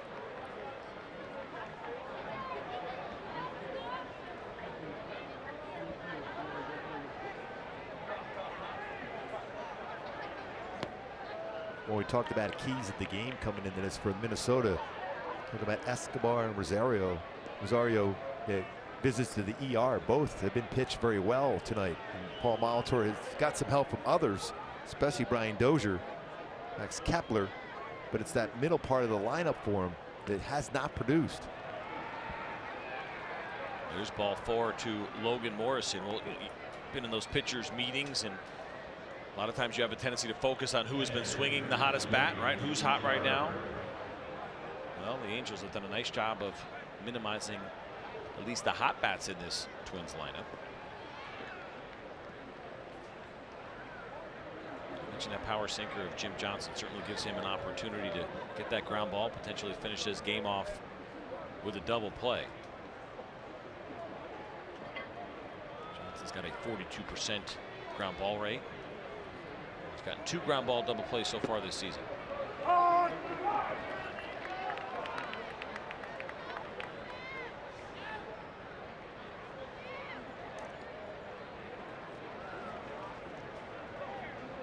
It's a pretty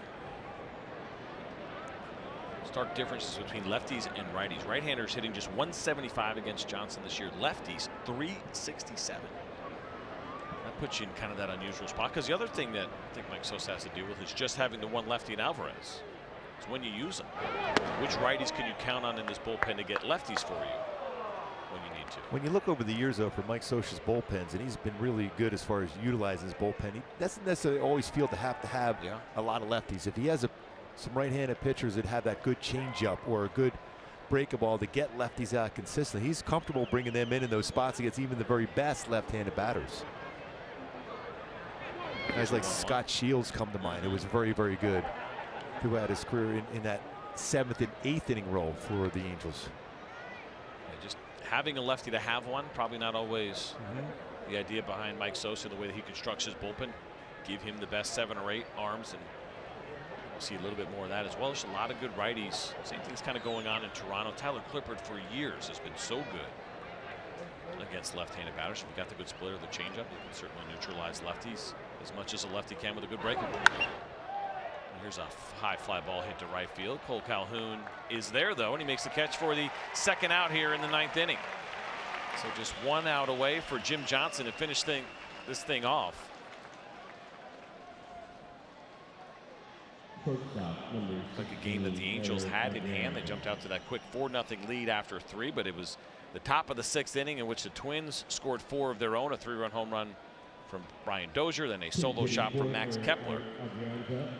The Angels came right back, scored 2 in the bottom of the 6th, another one on that Shohei Ohtani home run in the 7th, and that's where this game stands. And we're going to get a pinch hitter here. Robbie Grossman going to come up now for Minnesota. Swings at the first pitch and fouls it off. Grossman pinch hitting here for Adrianza, who was 1 for 3, a single and a couple of groundouts, including a double play back in the 7th inning.